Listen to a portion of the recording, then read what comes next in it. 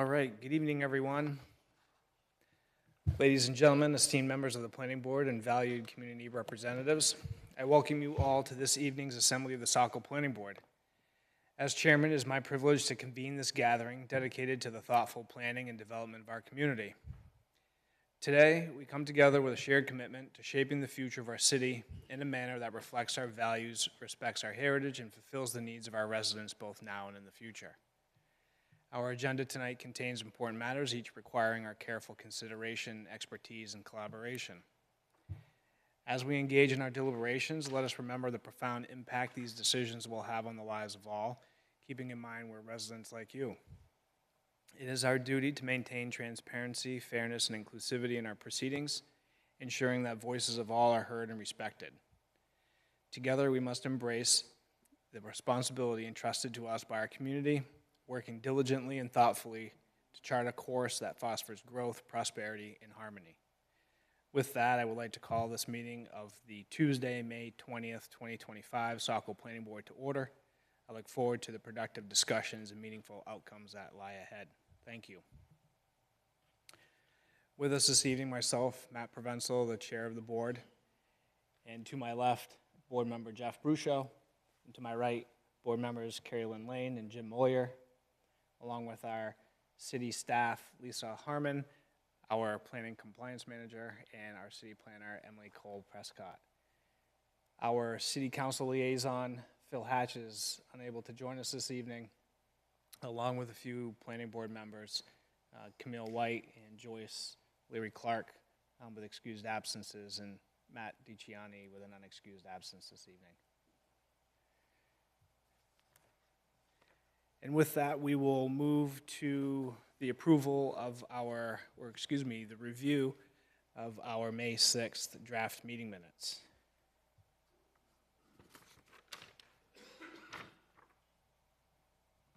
Board members, any questions, comments, edits?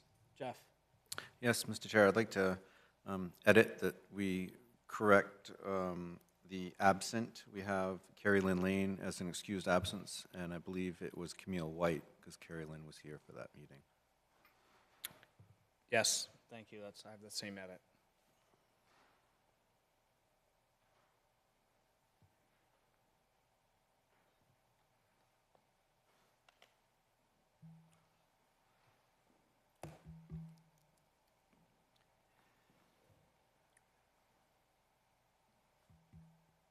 Any other thoughts, questions from board members, edits? So, Mr. Chair, with that minor correction, I would move to accept the edited draft meeting minutes from May 6th. Thank you for the motion, Jeff. Second. Second by Jim, thank you. Any additional discussion? Those in favor, Jim? Yes. Carrie Lynn? Yes.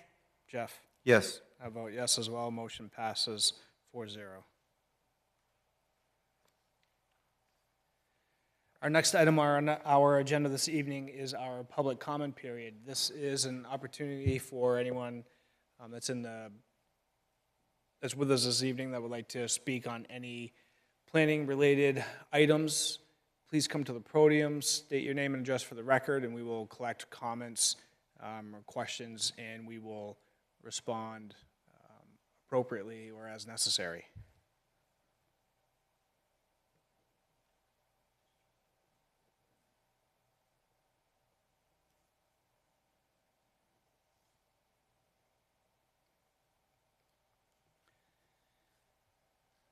All right, not seeing any participation, we will continue along. Our next item is our Planning Board Public Hearing Guidelines. This is a document that has been published. It is available digitally or a hard copy at the entrance to the auditorium. This outlines a little bit of our procedures and how we run meetings. If anyone has any questions, please don't hesitate to ask myself or any planning staff. And with that, we will move to our applications and public hearings this evening. Our first being item 6A. This is Eastview Parkway, map 64, lot 6-2-2. And this is a continued public hearing and continued application review for a site plan for the construction of a 17,640 square foot office and storage flex space with associated site improvements, and this is within the Park North contract zone. Board members, any conflicts or disclosures on this item? And with that, anything to add, Emily? Thank you, Mr. Chair. The applicant had responded to the outstanding questions that I had from the board at the last meeting, and we've updated the draft findings appropriately. Great, thank you. Board members, any questions for Emily at this time? All right, and with that, we have the applicant with us this evening. Good evening. My name is Matthew Orr, civil engineer at Sebago Technics, here on behalf of Bad Dog Properties, LLC. Since we last spoke a couple weeks ago, we revised the plan in coordination with both the peer reviewer and city engineer to address their final comments. We were able to amend the plan to achieve the 10% internal landscaping and in turn also reduce the total parking on site by 2 spaces. So one of those spaces was towards the, I'll call it the southwestern area of this parking row that was along the western property line, expanded the landscape bed in that region, and then added a landscape bed to the on the northern corner of the building here, adjacent to the pedestrian pathway. With that, we also included additional turning exhibits once we had the communication from the landscape peer reviewer that we had met their requirements for the internal landscaping. And we showed truck movements from both directions, both entering from Route 1 as well as coming the other way through the development and then exiting towards Route 1.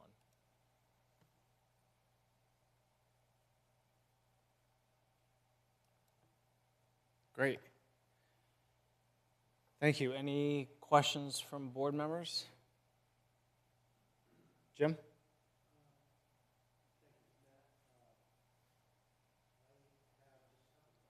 Microphone, sorry. I have just a couple questions. The structure that your client's proposing is about 2.5 stories high, it looks like. And how will that fit in with the neighboring properties? I mean, right on one side of you is I'm not sure if it's 1 or 2 story building. I think the other lot next to you that's vacant, I believe. Yes. And but other structures that are close by, are they similar in size and in scope in terms of the size of the structure? I would say this will be taller than the one that is most directly abuts us on Route 1. In terms of other adjacent structures, there's the storage units that are to the north side of Eastview Parkway, and then there is a development as you travel east, further east on Eastview Parkway. That is in similar size and scope and scale of building as far as the pre-engineered metal building. And the last question I had to do with the buffering around the building. I think we discussed that a fair amount, and it looks like you're proposing to, as best you can, provide some buffering on the side, particularly on the side that is adjacent to the existing building, as best you can. And actually, it looks like all around the property you've provided sufficient either trees or bushes and similar features to minimize the noise that your site would generate. Is that a fair statement? Yes. Yep. We did supply larger trees along both property lines to the east and west, and then lower lying vegetation towards Eastview Parkway, just to keep sight lines as far as vehicles entering and exiting the facility. The rear is really maintaining as much of the existing vegetation that's out there. Some selective trimming of the trees really is what's going to happen, but most of the trees that we're located are right on the property line or off property that exist along that back area. That's very helpful, thanks. That's all I have. Great, thank you, Jim. Jeff? Thank you, Mr. Chair. Mr. Orr, I had a question with regards, well, first of all, thank you very much for all the changes. Thank you. You really heard what we had addressed at the last meeting. Some of that infill landscaping, I think, fit very well to, make it compliant with the ordinance.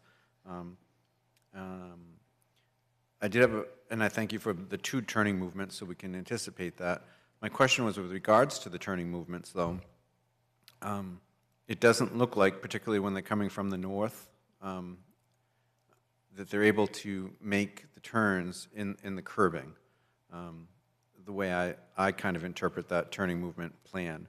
My question would be, that was apparently submitted in the March 13th packet, and we have a city engineer response dated March 14th, and I don't know if city staff can say, do we know for certain that the city engineer had that turning movement in advance of that response that he had, because he didn't mention it in any fashion in that response on May 14th.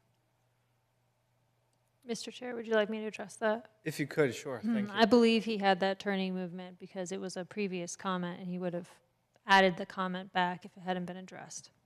Thank you. So staff had this comment.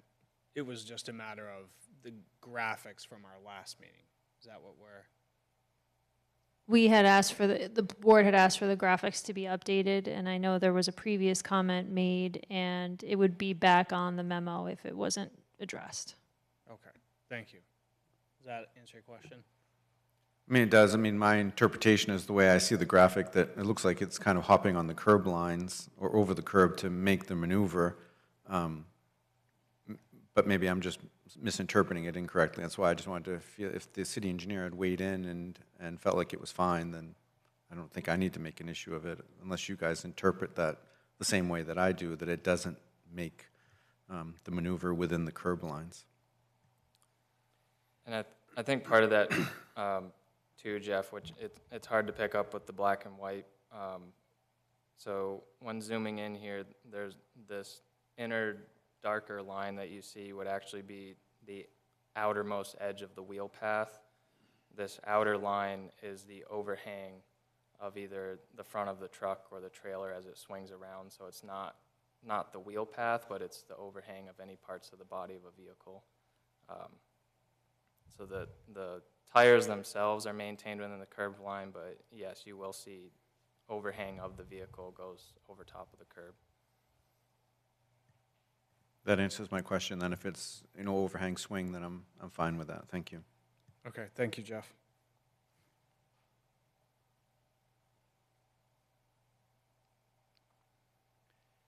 Any other thoughts or questions from board members?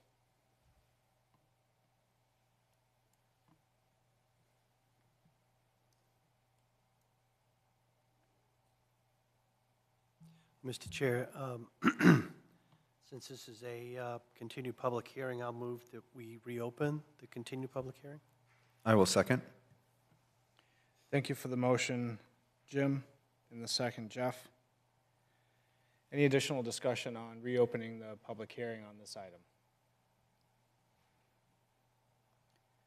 All right, those in favor, Jim? Yes. Carrie Lynn? Yes. Jeff? Yes. I vote yes as well. Motion passes 4-0 to reopen the public hearing.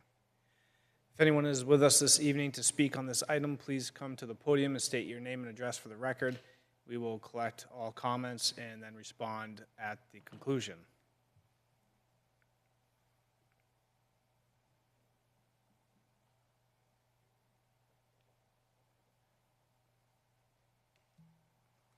Mr. Chair, seeing no member of the public wishing to speak, I'll move to close the public hearing. I will second. Thank you for the motion, Jim, and the second, Jeff. Any additional discussion? Those in favor to close the public hearing on this item, Jim, Yes.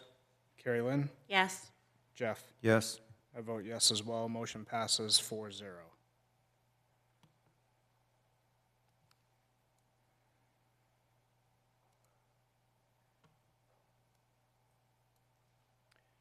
All right, with that, any additional or final thoughts from board members? Staff has done well to provide some draft findings of fact and conditions of approval when the board is ready. It looks like we have item C and T, if my list is correct. Mr. Chair, that's what I found as well. And if we do, as we have done in the past, we could address those two and then one motion to address all the findings of fact. Sure. Okay. With respect to item C, 7C, I suggest we eliminate the sentence that's there and instead insert, based upon the application materials, staff reviews, and testimony presented by the applicant, the board finds that the proposed structure is compatible with the neighboring properties.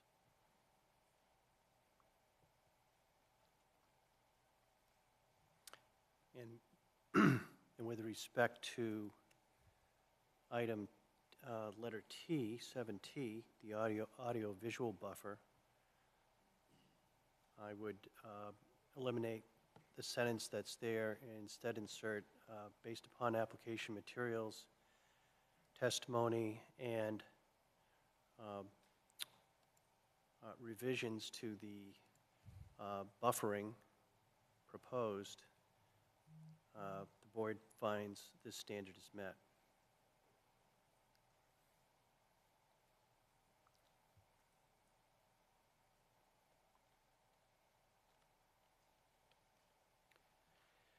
Thank you for those edits, Jim. Any additional thoughts from board members on these items?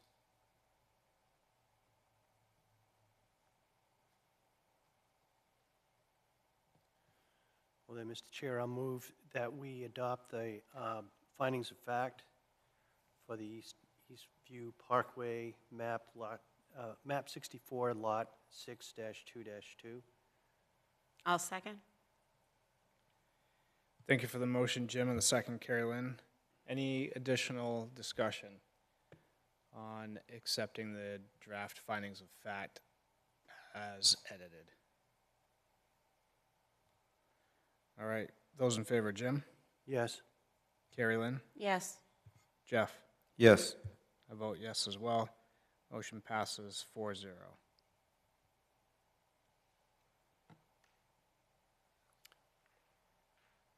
And Mr. Chair, I didn't find any problems with the proposed conditions of approval. So just to get this on the floor, I'll move that we accept the draft conditions of approval for Eastview Parkway, map 64, lot 6-2-2. Thank you for the motion, Jim. I'll second. Second by Carrie Lynn, thank you. Any additional discussion? Jeff? Thank you, Mr. Chair. I would like to suggest that we amend to have an additional condition. We had discussion with the applicant at the last meeting. As a board, I think we all noticed that there was not a lot of snow storage space, and they did come forward and say that they were very open to a condition stating that they would have it hauled off before it became a visibility issue or parking issue.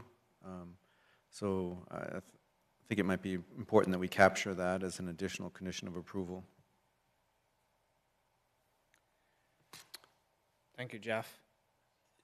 So if I were to amend my motion to include condition number 21, which could read, the applicant shall remove snow accumulated on the property from the parking areas to the extent necessary to permit use of all parking spaces and vehicular movement on the property. Does that sound okay? That's phenomenal. I was actually wondering where you were going at the beginning, and you circled it all in. I think that would, should we put a timeline, though? Do we want it to be, I think previously we've done it within 24 hours of the end of a storm, or? That's a great idea. So,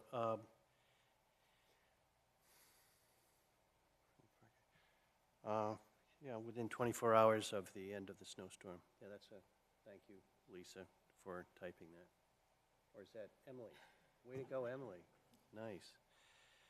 So, I'm amending my motion to include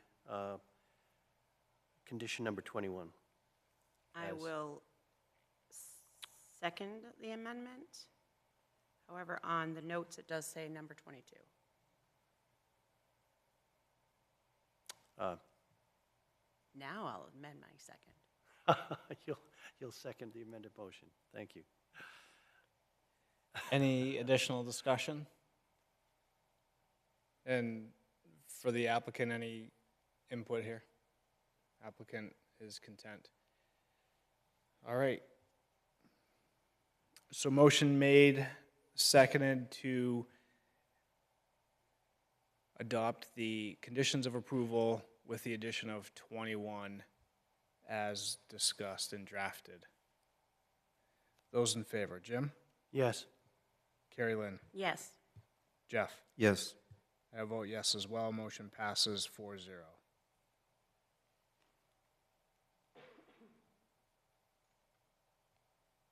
So then, Mr. Chair, I'll move that we grant site plan approval to the application on Eastview Parkway, map 64, lot 6-2-2. I will second. Thank you for the motion, Jim, and the second, Carrie Lynn. Any additional discussion?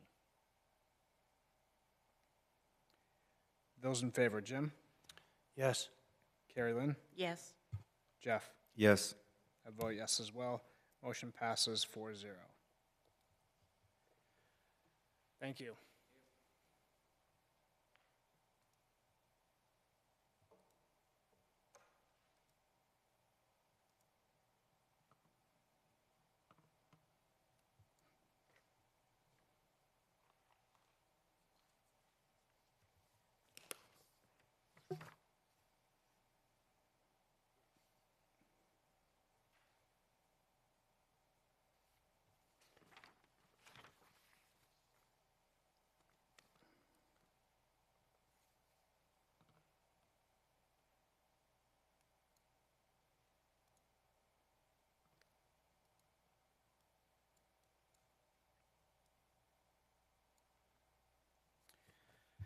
All right, continuing along this evening, our next item, 6B. This is 138 Main Street, map 37, lot 8. And this is a site plan amendment for the installation of 2 pantographic en route chargers for the Biddeford Saco Orchard Beach Transit battery electric buses at the Saco Transportation Center on Saco Island within the Saco Island zoning district. This is, as I mentioned, an application of completeness review. With that, board members, any disclosures or conflicts? Emily, anything to add on this item? Thank you, Mr. Chair. This project has been something that I know the Biddeford Saco Old Orchard Beach Transit is really looking forward to bringing forward and has worked hard on it. We do have an application completeness checklist in the meeting packet. We have provided the comments from other departments. I know there's still some questions to be addressed, but we thought it was a good time to get it in front of the board and figure out what questions you all have so they can continue to answer all together. Thank you. Great. Thank you, Emily. Board members, any questions for Emily at this moment? Jim? So Emily, as far as our checklist goes, it looks like there still needs to be an executed lease submitted and a narrative on the design analysis, I think. Is that fair to say? Those are still missing? Yeah, there were a few items here. I know like some of the questions have been answered over emails too, but there are just a couple things to formalize within the application. So are these items that would typically, if they haven't been provided yet, they're typically not, they would prevent us from concluding that the application is complete? That's up to the board to determine. In the past, we've just given you the checklist to make sure you know what is still pending. Certainly, the board in the past has scheduled a public hearing pending another review of application completeness if there's still outstanding items. Thank you. Great, thank you, Jim. And with that, we have the applicant with us this evening. If you'd give us a sort of overview of what you're looking for here or what we have before us. So my name's Rod Carpenter. I'm the Deputy Director of Biddeford Saco Orchard Transit Committee. I also brought a brand new executive director with us 10 days in, so. But BB Nigel behind us from Canberra is the project manager out of LA, and Douglas is out of Wichita. They flew in this morning to be here tonight. He's with Decker, who is the engineering firm that's working with us. The project started, as you know, we have 2 electric buses. We actually have a 3rd right now with 2 more on order. And these are panographic chargers that when the bus loads folks, it will get a fast 10-minute charge and allow us to run that bus from 5 in the morning right up till 10 o'clock at night. Right now, about 2, 3 in the afternoon, that bus has to go back to the shop and set, and we have to bring a diesel bus out to take its place. So what we're looking for is what 2 panographic chargers at 450 kilowatts each that they can pull under. It will automatically come down on the bus, charge the bus, and then move on. The overall project is federally funded. As you know, we're a transit committee owned by the City of Saco, City of Biddeford, and Town of Orchard Beach. We're just a quasi-municipal committee. Mostly funded with low-no funds through the Federal Transit Administration. So that's how it's being funded. Couple hurdles we've been through in the last few years is one was the power coming into the back of the transportation center is not large enough. The first year in operation, the CMP led us to believe it was, and the different engineer started a year later, said there isn't enough there. So we actually got an easement from Chinburg to come off their building, which there's plenty of power in, and that required us to do the manholes and under the road by the windmill platform to the charger station. That's why a lot of that was moved out front because of, number one, we were hoping to utilize the windmill platform. However, there's too much rebar in that, we can't get through it. So So we did, all the boring tests.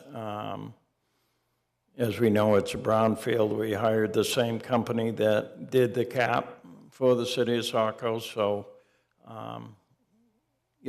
we have the best, I guess, what we're saying, that knows about that area. So that's all I can say, I guess. But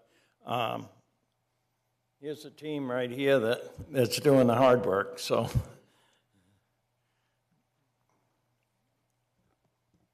Hi. Good evening. Sorry, did you say something? I just said good evening. Oh, hi, sorry.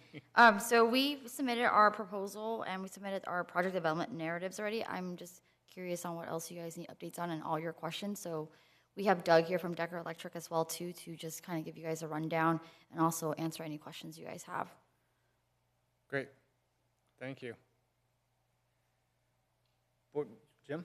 So do I understand you've, since the information that was given to us, you've already provided the executed lease and the narrative? Yes, the narrative, the easements, and all the existing condition plans, and also the civil has been updated as well too. Well, that's great. Thank you. That's wonderful. Thank you. I think those were some of the documents at the very end of, I think there was a lot of the previous documents, and I think those fell at the very, very end. They were. Well, I saw a number of documents there, so I was thinking maybe we had everything we needed, but I wasn't certain, and so you've clarified that, which is very helpful. Yeah, it's good. I was bouncing back and forth from the previous set where I had thoughts and stuff on too, and trying not to lose track myself. Any other thoughts or questions? Jeff? Thank you, Mr. Chair.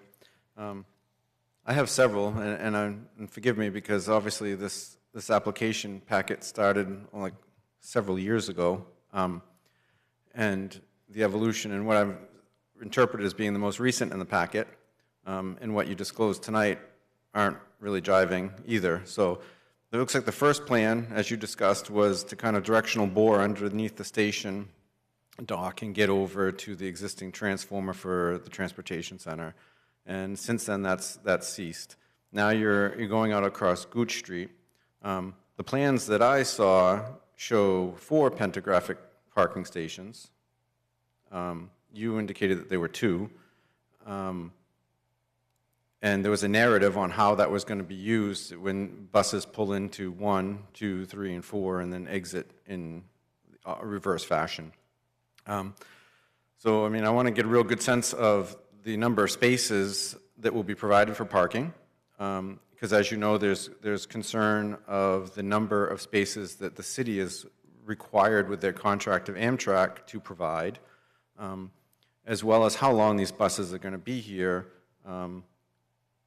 I saw, 4 pantographic arms, switchgear showing provisions and pad layout for 6 chargers. I'm just trying, and they were 187 kW. You're saying they're 450 kW. I'm trying to get a good sense of, so the other board members here will know how long these buses are going to be there.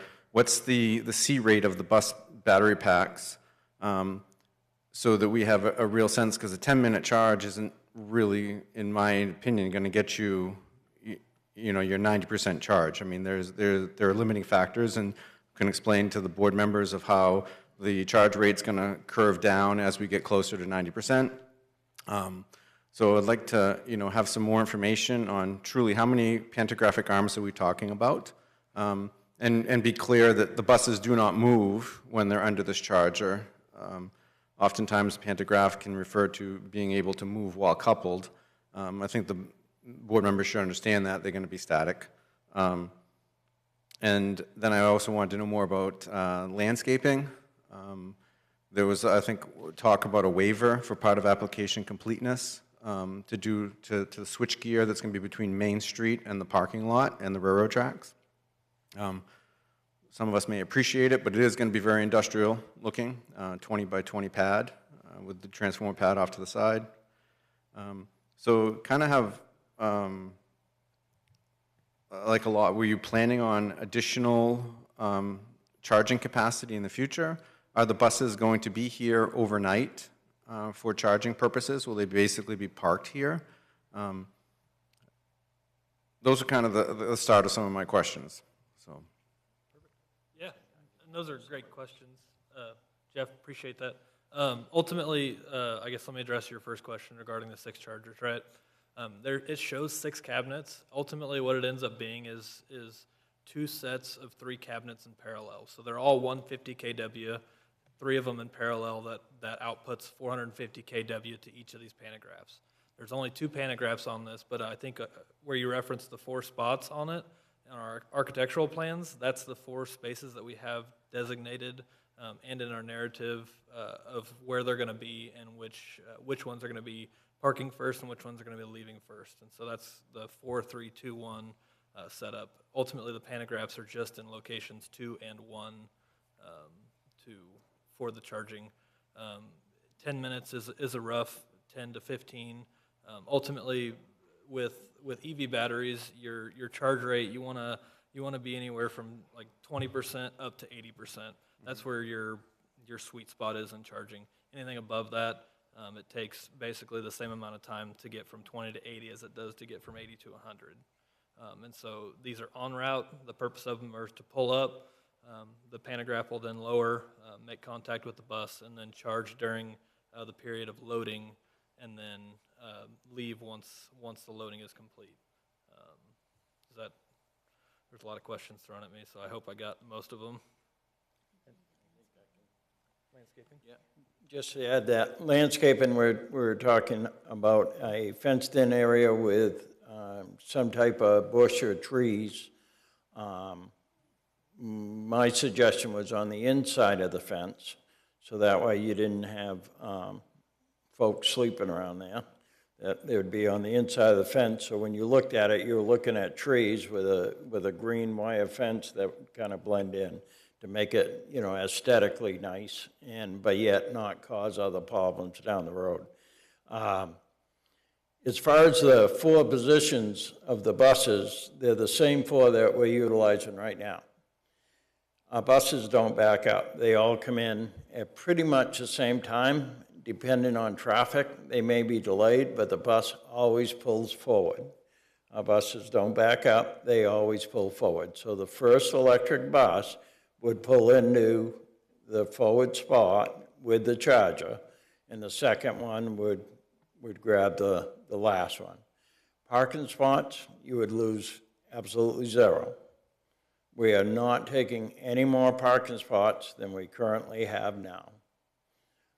And I believe you guys purchased the land across the river to offset that. Am I correct? That I'm not sure. Okay. Sorry, Mr. Chair, did you want me to address that? If you know the answer, sure. That was like a year ago, I think. Yeah, so the city purchased 142, I believe it is, Main Street, which is a parking lot very close to the train station, with about, I think it has 90 parking spots.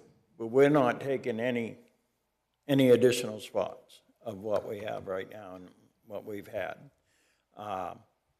The buses, as far as being overnight, negative, no. You're talking anywhere up to 10 minutes. Maybe it's 15 minutes, but we do not have time in our runs to sit there and wait. The idea is we're going to go out with 100%. So probably the 3rd or 4th run, they're going to actually start pulling under. And then just after supper time sometime, they're going to stop pulling under, or they're going to pull under but not bring the pantographic down, because we want to bring it in at 20 or 30%, not at 60 or 70%. Because we're going to charge off-peak hours at our shop all night long. So we don't want to pay peak rates other than what it takes to keep that bus running. Does that help? I think it does, Jeff. Yep. Did we miss anything? No. No, I think you captured everything that I had written down. I think to Jeff's question about the parking, I think maybe in some of the early graphics and the material we saw, it seemed like there were parking spaces there Yes, that were part of this project, but I think that's where Jeff was saying there's the time frame of the application and what's happening.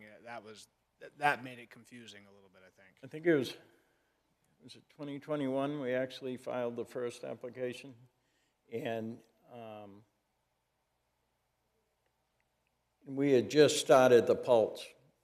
So that's when we were working with Pat Fox and a few of the others on how we could best manage our buses in there. Sure. And that's how we ended up out front. And parking was an issue. It's always been an issue. So, but we addressed that, and we're not asking for any more. We're just... So if I could real quick, I'm trying to find that image. The landscaping and then the fence. What's the fence doing? keeping folks out of there. Is the fence encompassing the entire Just the electrical equipment? Just the pad, the equipment, correct. Not the panographics, just the chargers, the actual chargers. Okay, and four sides Yeah. of that equipment. Okay, that was, I don't know the best way to say it, but the heat that will come off those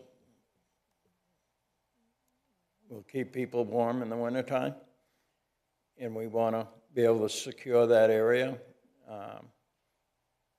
and manage that so it doesn't turn out to be a problem later on. sure, and that, your comment there was exactly what I was going to mention for a different reason, but is the heat from that equipment, the proximity of the landscaping, is that going to cause problems with the landscaping? Is it going to cause that landscape to not grow well or not have a shortened lifespan or anything? We submitted a street, sorry, I'm loud.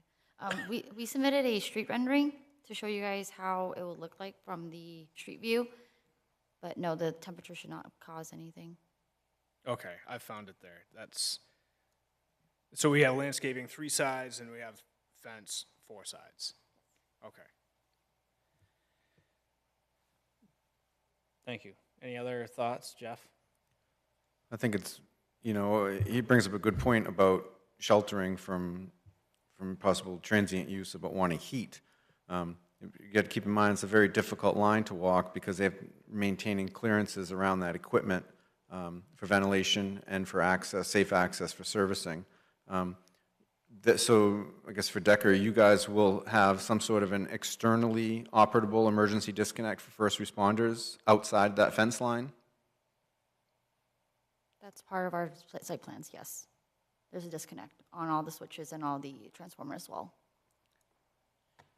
It has to be accessible, and once we put it inside a fence. So what I'm saying is that your plans are including an externally, the emergency disconnecting means not to be enclosed in that fence?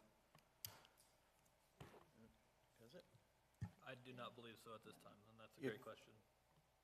If we did a gate on that for access to the equipment, that can be a Knox box on that, so they would have access. That's going to be between you and the city electrical inspector and the fire chief, I guess. Just want to make sure that we're thinking, we can't just lock it in.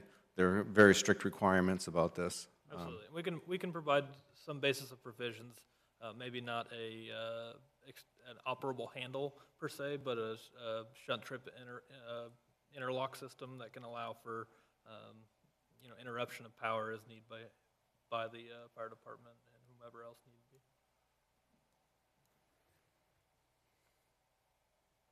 I guess on another question, and I'm just trying to think of application completeness without getting too far into this, fire department talked about wanting additional training and orientation training. They were very adamant about that.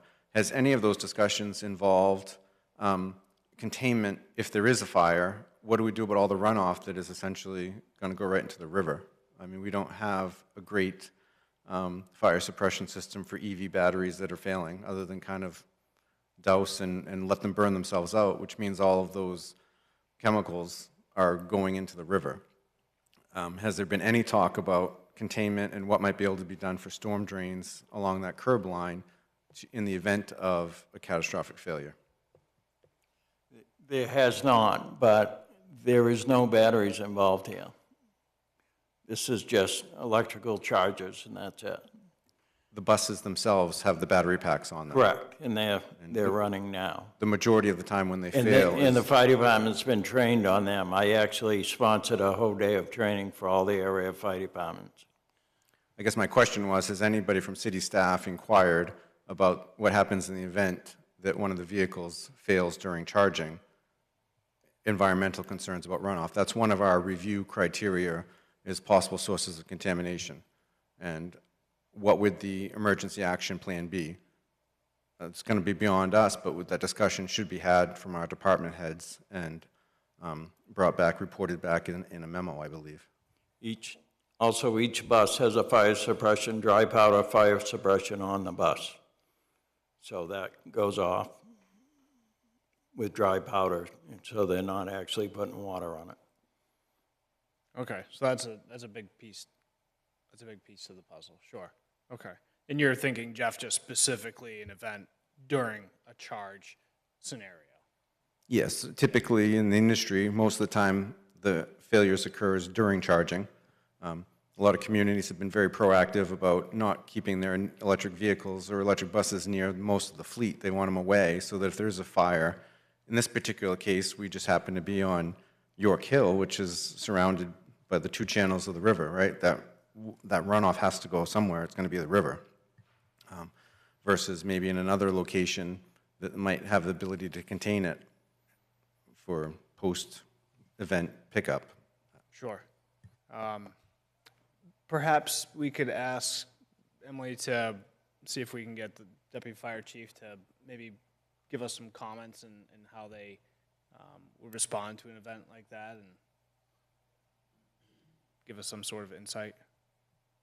Is that part of our package that we have to submit as well too, if you guys get comments back? That would be, yes, it would be part of the whole application and the review process. And Emily's probably faster at it than I am, but to Jeff's point, there are particular criteria points in the impact on environment and the surrounding areas is part of it. So that's sort of what he's referencing there. So Basically how to handle if that occasion occurs then. Sure. Okay. Yeah. And I don't know the answer. And Okay. I guess that's where any insight from the fire department. I think the suppression system on board of those buses, that's a big step. That's great to hear. So Yeah, so the bus system will be separate from us because we wouldn't know their plan and their execution plan when it comes to these kind of events.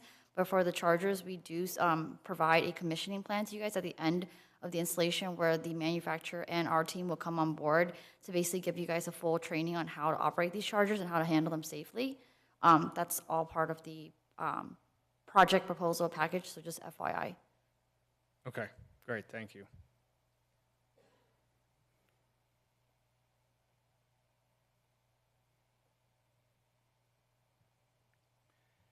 Any other thoughts or questions from board members? Jeff? So go ahead, Jim. No, Jeff, go ahead. So I'd also, there's a couple of light poles that were noted being relocated, particularly where the pantographic arms are going to be. Are they being removed or relocated, or are you integrating that light fixture on top of the pantographic arm?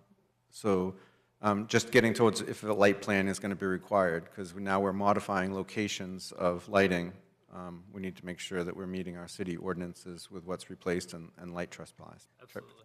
Yeah, I think ultimately the intent is to relocate that. I believe it's just a foot to the northeast, if you will, a little bit, or I guess, sorry, southwest is where it'll get relocated. Shouldn't affect photometrics, but minimal changes to it. The intent is not to put it on top of the pantograph. So maybe we could get that on the plan, noted on the plan where the relocated position will be? I believe it's on the civil plans, is where it's indicated at.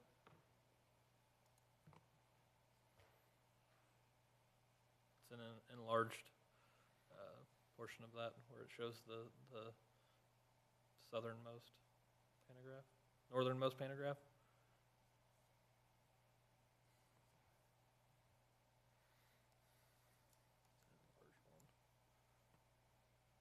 Yep. It'll be on page C2.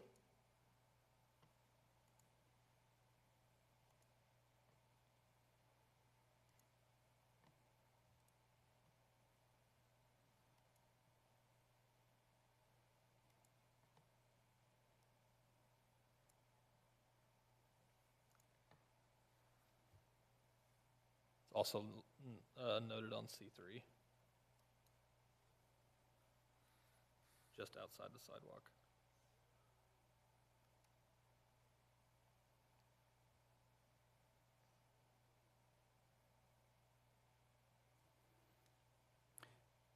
So is that I see a note there, existing light pole to be relocated, so there's only, is that just one light One. pole? Yes, that is correct. Okay. So you'll show that new location as well? I Is believe that what that you're the saying? location that is shown is new, on C3 specifically. Yeah, C2 is existing. Oh, I see. C2 is existing. Yes. So it might be 3 feet across the sidewalk. I see, on the opposite side of the sidewalk. Yep.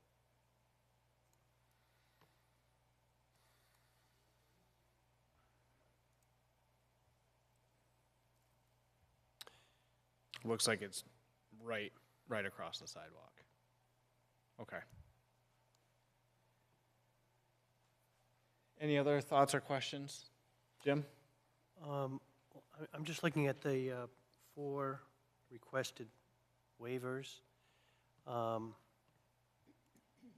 of them's for landscape plan, lighting, standard boundary survey, and existing topographical map at 2-meter or 2-foot intervals. I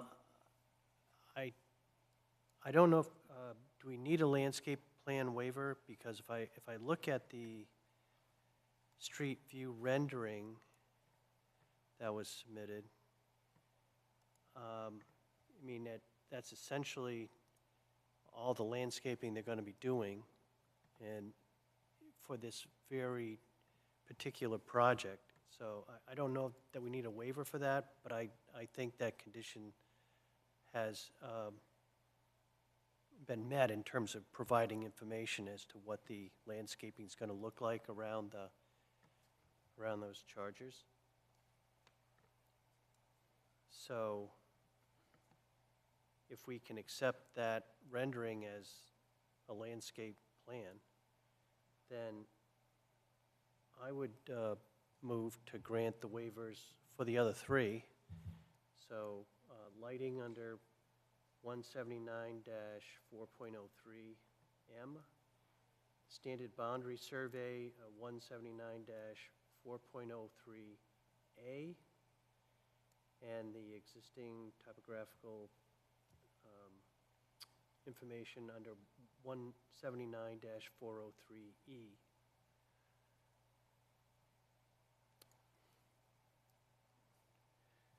Is that an official motion or Yes. discussion? Yes, Official yes, motion. Mr. Chair, I'll make that a motion. Okay.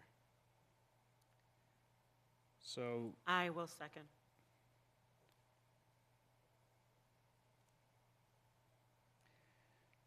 motion by Jim, second by Carrie Lynn to grant waivers for 179-403M lighting plan, 179-403A boundary survey, and 179-403E the topography plan. Is that correct? Yes, sir. And that being the waiver request for the landscape plan, given the landscape we've seen around the electrical equipment is satisfactory and the waiver's unnecessary. I think it is, Mr. Chair. I mean, maybe I don't know what a landscape plan is supposed to look like, but No, that's why I'm just saying it out loud here. So I guess with that, any additional discussion? Jeff? So just to be clear, you included landscaping, lighting, boundary, and topography Well, for the waivers? I didn't include landscaping because the rendering, the street rendering that they did, it actually provides, essentially, it's a landscape site plan, and it shows the landscaping proposed around the charging units. So it seems to me that they've actually met that requirement, so it doesn't need to be waived. That's my understanding as well. Okay. I guess I'm okay for the waiver. I think that, I don't think that's sufficient for a landscape plan. I'd like to see something that's signed off, particularly because of clearances. Graphically looking at that, there's 10 feet required in front of that transformer pad for the doors. They need to have access. They should be able to gain it from the parking lot side.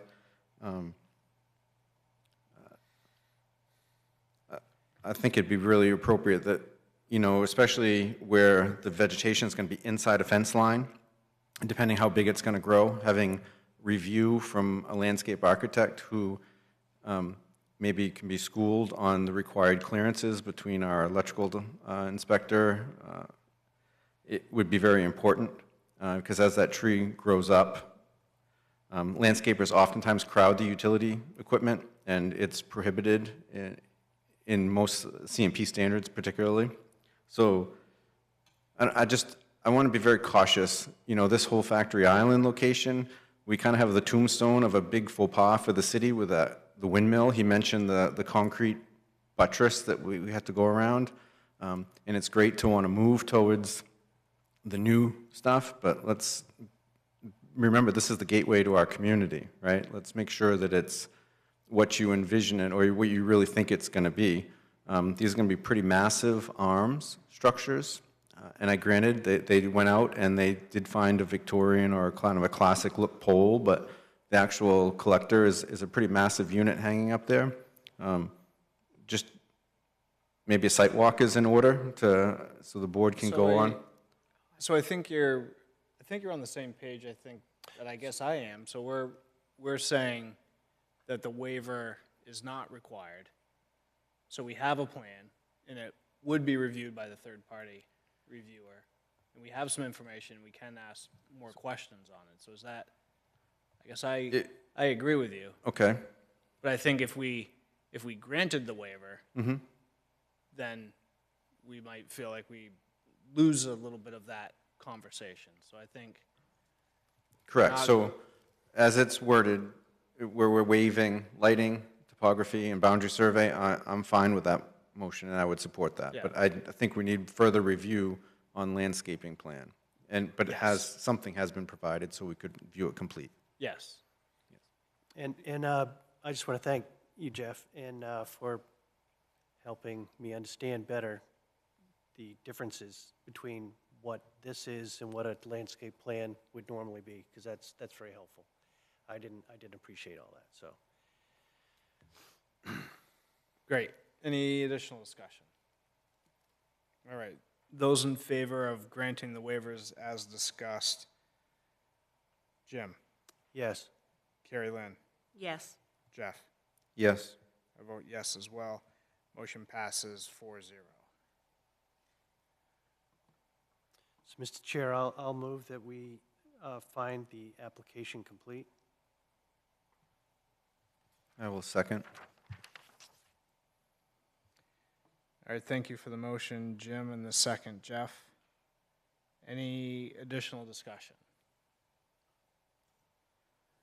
All right, those in favor, Jim? Yes. Carrie Lynn? Yes. Jeff? Yes. I'll vote yes as well.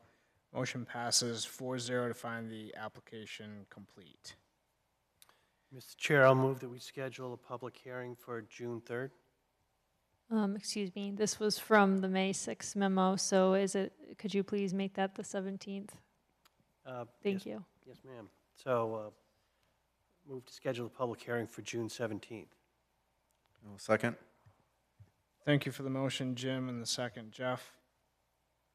Any additional discussion on scheduling a public hearing for June 17th? Those in favor, Jim? Yes. Carrie Lynn? Yes. Jeff? Yes. I vote yes as well. Motion passes 4-0. Additionally, Jeff, you mentioned a site walk. Is there any thoughts from board members that would like to visit the site and look at what we're speaking about specifically here? Sounds like a great idea. I would very much appreciate one. Yes. I think it'd be very helpful, provided we can, have the staking, let them stake out where all the electrical equipment's going to be and the fence line, maybe the two, and maybe after the peer review for landscaping. Sure. Is that something that we can work to schedule? I'm not sure what time works best for the applicant, or if there's, I guess we try to schedule them here.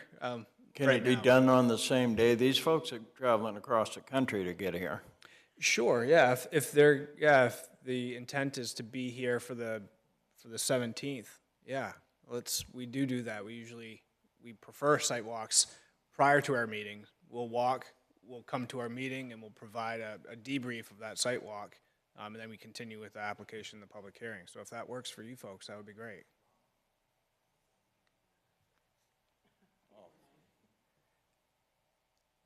17th, we're in Massachusetts, 17th and 18th. Okay. Thank you.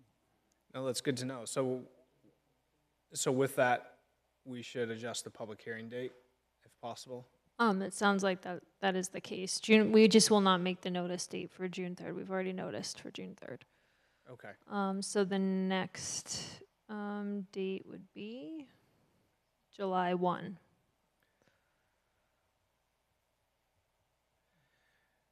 Does that work for your team here, July 1st? I will get back to you, but most likely, yes. Okay. So July 1st, we're also going to be sending in the landscaping plans as well to you guys for approval, or prior to that then? I think Emily can work with you to explain that, but I think what we have is a good start, and Emily can work with you and get that to the peer reviewer for any comments, and then we can go from there if anything needs to be adjusted. That's sort of, Emily, correct me if I'm wrong, sort of the typical workflow on that. Yeah, I'll usually send an email out actually right now. I'm just going to ask the board to help me put a list together of items that they need to see, and then I'll give you the date that it's due, the submission date from our meeting schedule. And July 1 works for us. We can also accommodate a site walk that morning or afternoon if you'd like. Okay. All right, so with that, if we could get a motion to amend our public hearing date of June 17th to a July 1st date, that would be great. Thank you, Jim. I'm so amending my motion, Mr. Chair. Thank you for the amendment, Jim. And a second. I'll second. Thank you, Jeff.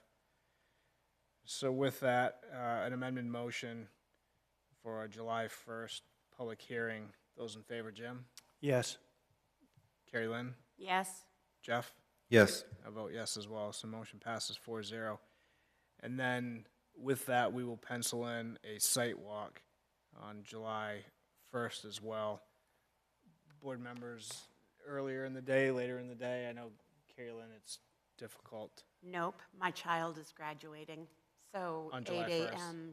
is fine with me from here on out. Oh, okay, great. Does earlier in the day work for your team as well, or later? Early is fine. Early's fine. Yeah, just Okay. let us know what time, and we can make it work. Sure, all right. So does that work, Emily, 8 a.m. if we say, or some nods here, 8 a.m., July 1st, sidewalk, great.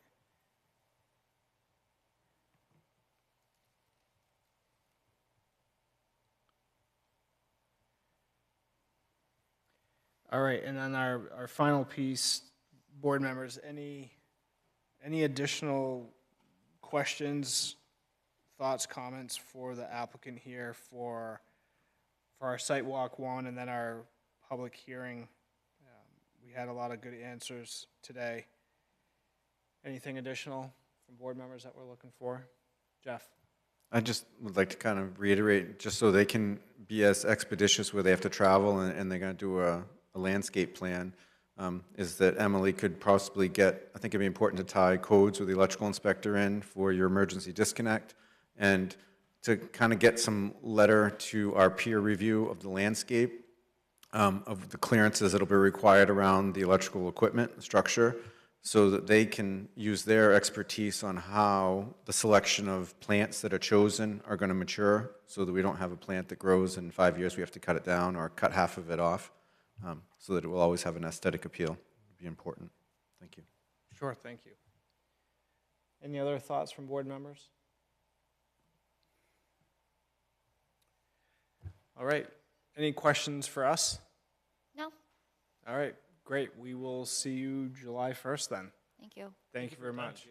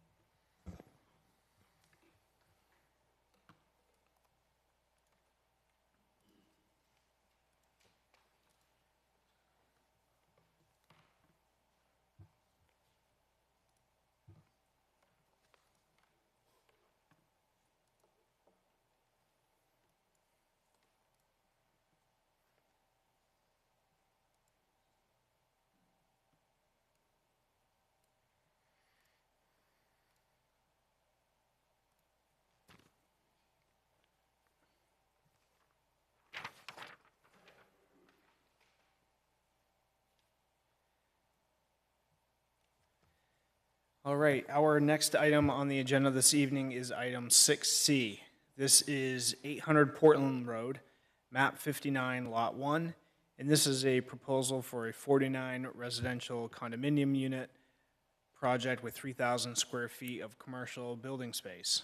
This is a continued public hearing and application review, and this is site plan, site location and development, conditional use, and preliminary subdivision, all within the Portland Road zoning district.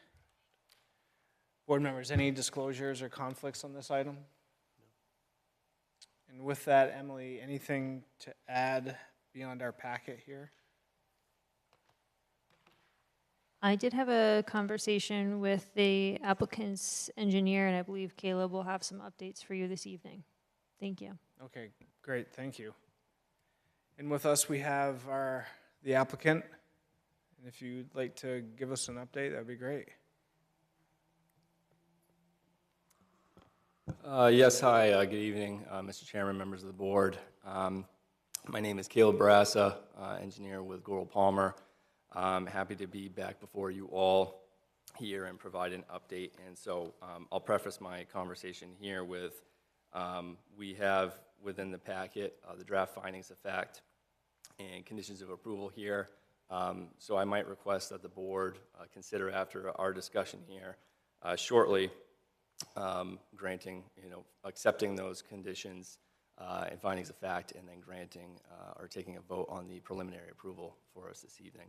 Recognizing we still need to go through the final subdivision portion of this application, so still a little bit of work there left to do, but I think that you'll find we're in a good spot with the plans here tonight. I've certainly gone through and basically identified the kind of key piece being the buffering and our coordination with IF&W. So now that that's complete, we have our remaining staff comments, and I think we're in pretty good shape here. So I have more or less the same slides that I've had for most of these meetings here. I was just touched upon.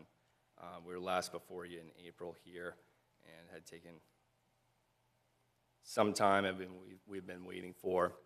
Like I mentioned, our coordination with IF&W on the buffering pieces and the habitat pieces, and then additionally waiting for just final staff comments, peer review comments to come through as well. So the plans remain the same from what you had seen on April 1st. The key pieces were We certainly have received some comments from engineering now. We've reviewed those and actually on Friday had a quick discussion with staff and have identified a lot of those really do appear to be cleanup items on the piece for the engineering comments, stormwater comments. Landscape peer review comments. I believe there was one outstanding comment based on the landscape plan that we had submitted at the time, which is actually the plan shown on the screen here too, which I believe was providing some additional information for, I think, tree protection zones was the comment there. So I think that that's something we can certainly provide in our next iteration of plans here. We had just received on Friday as well the remaining traffic peer review comments. So we've reviewed those. I think that we're certainly in alignment with Diane Morabito's comments on that. There was a couple, I believe there were 2 items that she was requesting just some additional input on, talking about left turn lanes coming into the site, and then looking for just the sim traffic review of our actual site drive as well, just to make sure that what we're providing for queuing within our site to turn left and right to exit the site is sufficient there. So I think certainly something we can provide and accommodate as we go forward there. I'm trying to look through here. I believe after that, there were comments still from Norman Doe, but I believe that those are more or less completed once we've really addressed the buffering and our habitat discussion here. So I think that really leaves us in a good position on the plans here, and then kind of stems into the discussion on our buffering and our habitat discussion. So where we last left it, if you recall, on April 1st was we were waiting for some feedback from IFNW regarding potential additional surveys for the Blandings turtle within Millbrook, just adjacent to us. So we had provided, and that should be in your packets here for this evening, reference back from IFNW, which they deemed that they were okay. They had checked in with their on-staff herpetologist and were okay with the Blandings turtle and didn't believe that there was any additional surveys that needed to be completed for our site. That being said, they were still recommending their typical 100-foot buffer, which would be in addition to what we're providing to Millbrook. But as we had discussed in previous meetings, we're providing only 75 feet for our tributary streams that come up into the site. So, so still on this plan, I'll just point out basically these were in the center of the site, this tributary stream here, and then there's another that more or less kind of runs along the north-south, westerly property line, north-south in this page. So to provide more or less this unit mix that we've been looking for here with the duplexes and single families and providing a sufficient road network, stormwater facilities, we were trying to hold ourselves to that 75-foot line. And we have a couple of encroachments within that, which I'll start to talk to next year. But we had provided permit by rule applications. Those have been submitted now to DEP. Those are in processing here on their online portal, so we're still waiting to hear back from them on that piece. And then additionally with the Army Corps for our self-verification notice for the small amount of wetland impact that we have. So to talk a little bit more about our discussion on Friday that I had with Emily and staff was trying to provide more buffering in these areas where we're not able to provide the 100-foot buffer like we are to the top of the screen for Millbrook.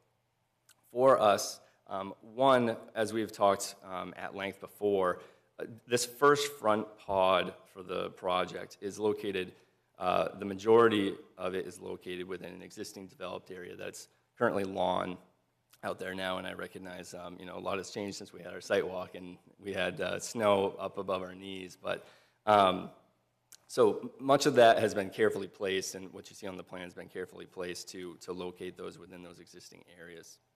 One of the things we had also looked at was just how we stretch the road back in between the site with our vernal pool here, that non-significant vernal pool, and then that stream as well. So some amount of our permit by rule application addresses this here too. And there is no actual stream crossing that we are going for. We're actually outside of 25 feet with our road crossing from that stream. And then additionally, we have a small amount here, but there's no portion of the permit by rule requesting that we are within that portion of the 75-foot, other than what we have for our discharge pipes for our stormwater management. So nonetheless, we still have a couple of structures which are in the center of the site that were within that 75 feet. If I go to my next plan here. So same plan, but I have these 4 red circles on it. So these basically represent the proposed structures from our previous plan that are over that 75-foot line, in which we had actually submitted as part of our permit by rule 4. So these were things that we talked with staff about, and what we would like to do with our next iteration of the plan, I think these are very minor revisions to the plan, not very substantive changes here. But what we will do, I'll show you on the next plan, will be to move these areas. We'll make slight shifts to either building locations, or we will remove, in particular, these 2 single-family units that are, the majority of, or at least half of them, are over that 75-foot line. So what we would propose within here would be, again, not substantive changes. There's going to be no change to how the site functions now, how we're providing stormwater management, how we're grading the site, how utilities are provided to each of these units. But we're going to accommodate, and we're really working with staff to pull back out as much as we can outside of the 75 feet. And then what we're going to do in return is also, we'll come back with another landscape plan which actually really reinforces, will provide a lot more plantings within these 75-foot areas, because as you had seen out there, it's not a very dense forest out there now, kind of lightly wooded. There is some scrub along the edges there, but once you get into the tree lines, not too much. So I think that there's certainly opportunity for us there to really, really supplement those buffers. I think that we had talked about native plantings and providing those on the plan that can be also, habitat forming or reinforcing elements. And then maybe even there was some discussion with Emily about perhaps some other elements that could be, pollinator plants and things of that nature. So I think what we'll try to do as well would be incorporate, some meadow mixes and things like that that can be left unmaintained, and really kind of reinforce and press that buffer and really get that to grow and thrive a bit more. So the plan here, as you'll see, these 2 single-family units, I can't recall the unit off the top of my head as I look at this here. I just can't read on the screen. These 2 units will be removed. So those will be gone, and those will be left. There will be some plantings that remain in there and some amount of lawn area as well. These 2 units here are still outside of that 75-foot line. This lower duplex unit, all of these units have some additional space within them, although it might not look like it, but we can make some slight adjustments to pull that out and shift that plan right to get that out of the 75-foot line. Additionally, just the same, this duplex here that's in the center of this pod can also be shifted. I think we can make some adjustments within there, very minor adjustments to get that out of that 75-foot area. And then additionally, just to make up for these 2 single-family units that would be removed, what we would ultimately do is then incorporate, where we have these 4 single-family units now, would incorporate 3 duplex units within that area. So just for us to still maintain what we are looking for the unit mix here.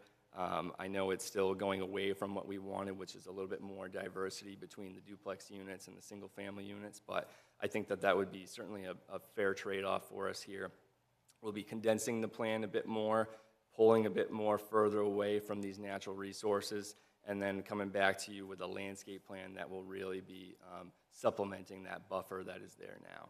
So as I mentioned, we have all staff comments now. We've reviewed those ourselves and with staff here briefly.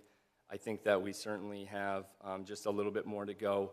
No substantive changes to the plans, as you'll see as we go forward into our final subdivision review. But I'd ask that we at least consider these items really minor, and that the board addresses, and we can talk more about the buffering. If this is sufficient, we'd certainly ask that you consider preliminary approval for us this evening. I think we've certainly come a long way talking about the commercial space out front, providing some additional buffering for us to the south with the car dealership there, and then we've made some other modifications along the way with some of the parking and our stormwater management areas. So with that, I will turn this back over to the board and really happy to continue our discussion. Great, thank you. Board members, thoughts, questions, comments?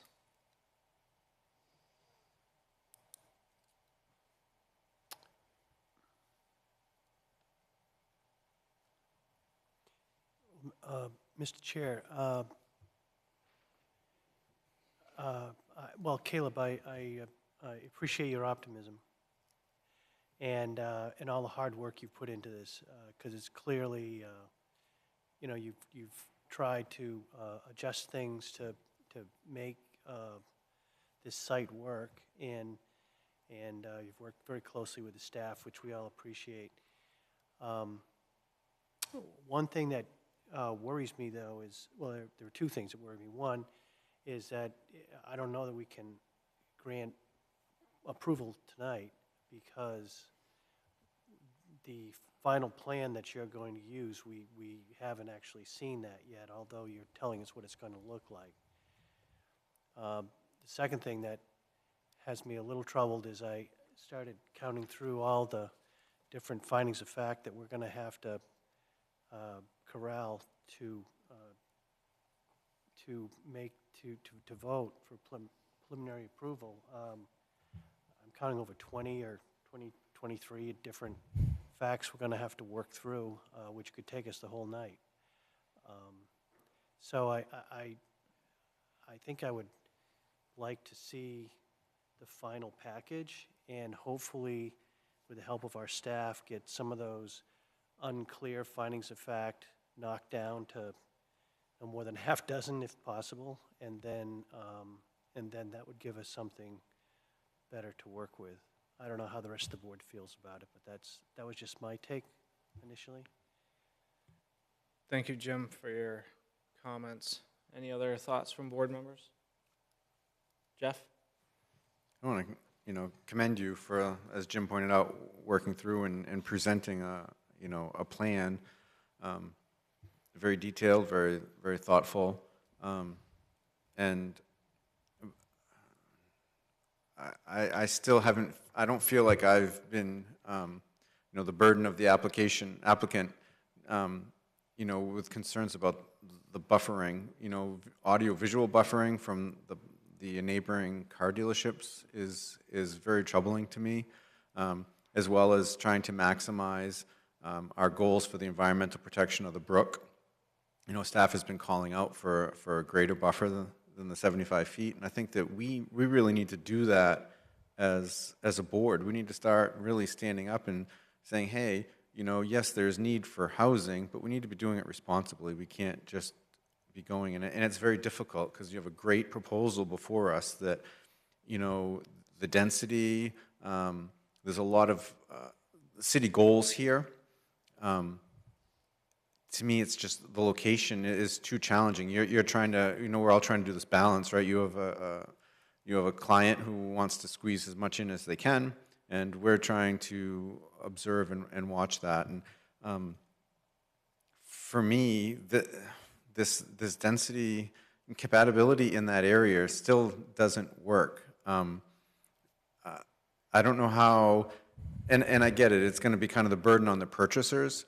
I don't know how anybody's going to enjoy their yards here when you're there on a Saturday afternoon and the car dealerships and they're walking out to look at a car and they can't find it, so they press that crazy fob and beep, beep, beep. There's just constant. I've been out there for like the last month, and all these auto dealerships there, they do that to find their vehicles. Their repair facilities are very loud when they're revving up engines. I don't know what the idea is, but we want, you've laid out this beautiful subdivision that meets a lot of our goals. We want to have people that come to move into our community enjoy it and be happy, and find some of the beauty that we have in Saco. And I get it that our long-range plan is to start transforming this Portland Road district. I just feel like this is too sandwiched in the middle of an existing infrastructure that's going to be very difficult for the new owners of this to truly enjoy their space. And I don't know how you could keep the same number of units and create a more substantial buffer on your parcel to try to silence that out. I mean, you know, you're flanked on one side by industrial park zoning, but in reality, you know, having the auto dealership, it's almost like you're on all three sides of industrial type zoning. And we're trying to put this high density, what looks like it's going to be a very nice neighborhood in the middle of it. And to me, I just haven't been convinced. I don't think it works. I mean, there's environmental concerns, there's peace and enjoyment of the development, and I don't think the buffering is substantial enough. And that leaves me, extreme concern. And how do we move forward in good faith? There's been a ton of effort that's been put into this. I think that the buffering, like I said, environmentally needs to be greater, and also for the existing auto dealership, which is kind of quasi-dormant right now, but it doesn't mean that it couldn't change tomorrow back to a high-volume dealership again. And I don't know, I'd like to know what the rest of the board feels, but to me, that's discerning to allow something that's going to be so nicely built, but occupants aren't content there. They're going to look back to us after and say, well, why did they let them build these, and we can't even sleep on Saturday afternoon. We can't go enjoy our backyard. To me, I have concern in that regard. Thank you. Thank you, Jeff. Any other thoughts from board members? Well, just in response to Jeff's comments, I'm not as troubled by this proposal in this location. I mean, I think the car dealership next door might be a car dealership again. It may turn into something completely different. I mean, we just don't know how that will be used, that neighboring property will be used. So I guess I'm not as worried about that, because if people buy into this development, they're going to know what they're getting when they move in there. And, maybe someone moving from Portland who's lived, with houses all crammed in together, this will seem quite luxurious and spacious by comparison. So I'm not troubled by that. I will acknowledge, though, that when I was preparing for tonight's meeting, the one question I had in my mind was, should we insist upon 100-foot buffers even on the tributaries, because that's what one of the state agencies recommended. And I'm not really clear in my mind whether or not that's essential or not, but I guess that's why looking at what you are proposing for the buffering, with keeping 75 feet would be very helpful.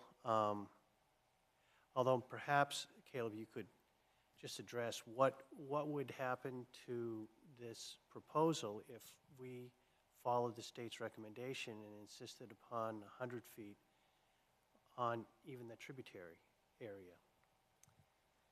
Well, I think certainly going to 100 feet makes it very hard to utilize this rear pod that we've established here. I think we have talked quite a bit, this would be our fourth meeting, I believe, and I know that we have talked quite a bit about the buffers.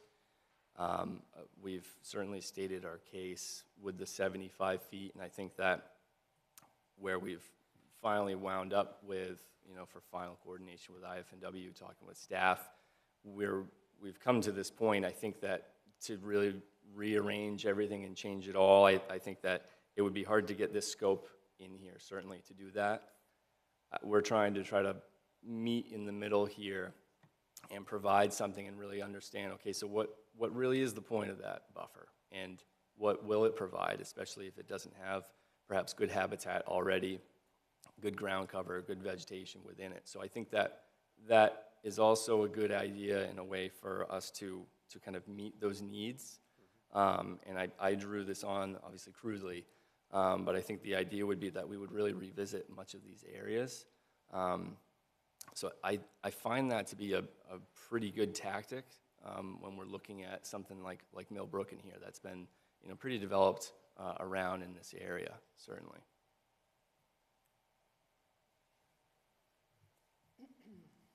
That's very helpful. Thank you. Mr. Chair, this is a continued public hearing. Should we open the public hearing? If the board is ready. I'll move to reopen the continued public hearing.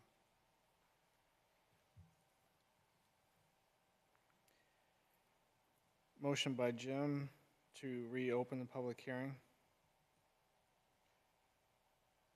I will second. Second by Jeff. Any additional discussion? Those in favor, Jim? Yes. Carrie Lynn? Yes. Jeff? Yes. I vote yes as well. Motion passes 4-0 to open the public hearing. If anyone is with us this evening that would like to speak on this item, please come to the podium and state your name and address for the record. We will collect comments and address them at the conclusion.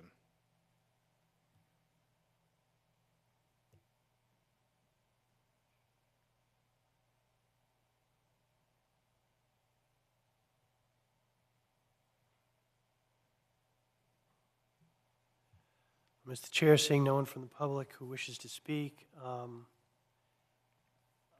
I would then move to continue the public hearing to the next available hearing date. Perhaps Emily could give us a date.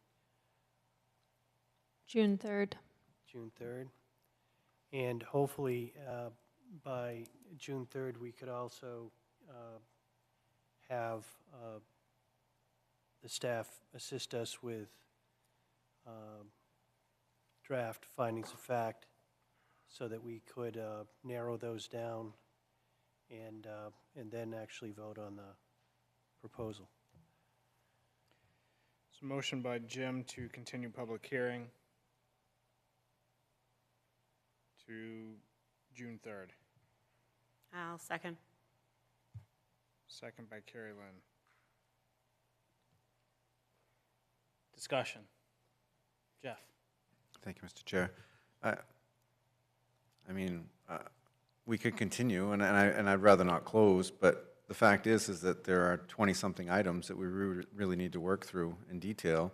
I don't know if pushing it down the road, staff has been very comfortable. They're obviously showing, in my opinion, and speaking of opinion, they're showing their concern for a lot of these items. And they're deferring it to us to really, because it's not cut and dry. So the applicant has asked us to, move forward with it. Do we start the grindstone right now and start working on them so that he can have some respect versus, I don't feel like we're going to get a whole lot more clarity pushing it off to another meeting, because I think it's pretty clear that they want the burden to fall on the board for those determinations, and we'll need to work through that. Unless the staff directs us that we can make a much lighter agenda on that date to have this applicant the time that we'll need, or we start now and we may not get to the remaining agenda items. I kind of feel like respectful of the staff, of the applicant, he's here now and maybe we should start working on it. So, Mr. Chair, Thank you, Jeff. Emily? June 3rd is a very light agenda. And then if there's any items that you want the applicant to return with, depending on which way you're going to go, I just recommend that if you are going to put this on June 3rd, that you give the applicant a list of items to return to you with. Great, thank you, Emily. Any additional discussion? I don't see this as, while it's good, we're making progress, I don't think, I wouldn't call this minor. We're taking 2 single families out, shifting 2 duplexes, taking the 4 single families in the back, we're making those duplexes, we're adding buffering on the side there. We've talked about the buffering. I think there's still quite a bit there to understand for the applicant to kind of push back, or not push back, but respond back to us. So I'd like to see, while these are good concepts, I'd like to see more thorough response on them. So I guess I think we could continue, provide correct, good, clear discussion and direction tonight. And to your point, Jeff, it's on the board to kind of wrap up some of these ends, so I think we can do that tonight, but I guess I think we need to see the applicant respond back to a lot of these items before. I guess that's just me. So I think not to kind of keep pushing down the road, but I think June 3rd seems like enough time for the applicant to respond to any sort of direction that we give them, I suspect, but. And Mr. Chair, I'll just add to that.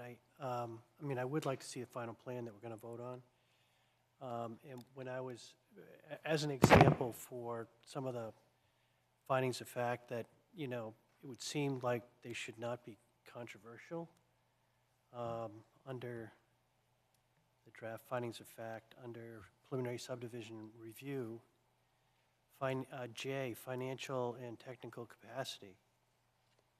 I mean, normally that's not in question here, so I don't know what sort of discussion we're going to have to try to, what sort of information we need to be able to address that factual finding that couldn't be already figured out by the staff ahead of time. I mean, I agree with Jeff. There's a number of items here that we'll probably have to vote on, findings of fact, and different people may have different opinions on that, and but some of these would seem like they're not controversial, at least shouldn't be. And certainly I would encourage the applicant to work closely with the staff for those that aren't ones that, you know, sort of public policy, ones that the board has to make a decision on, that maybe could try to narrow some of those down. Thank you, Jim. So with that, any additional discussion on the motion to continue public hearing to June 3rd? All right, those in favor, Jim? Yes. Carrie Lynn? Yes. Jeff? Yes. Vote yes as well, motion passes 4-0. So with that, thoughts and direction for the applicant here, I guess. Caleb, so we've mentioned, or, you know, you've talked about briefly this 100-foot setback recommended by IF&W, pulling the buildings out of the 75-foot setback. That's the right answer, of course. The piece for me that I'd like to understand more is that we have this buffer, we have that setback, and that's this area that we're typically leaving undisturbed. But the proposal here is to reinforce that buffer with some plantings, and that's the part that I'm not quite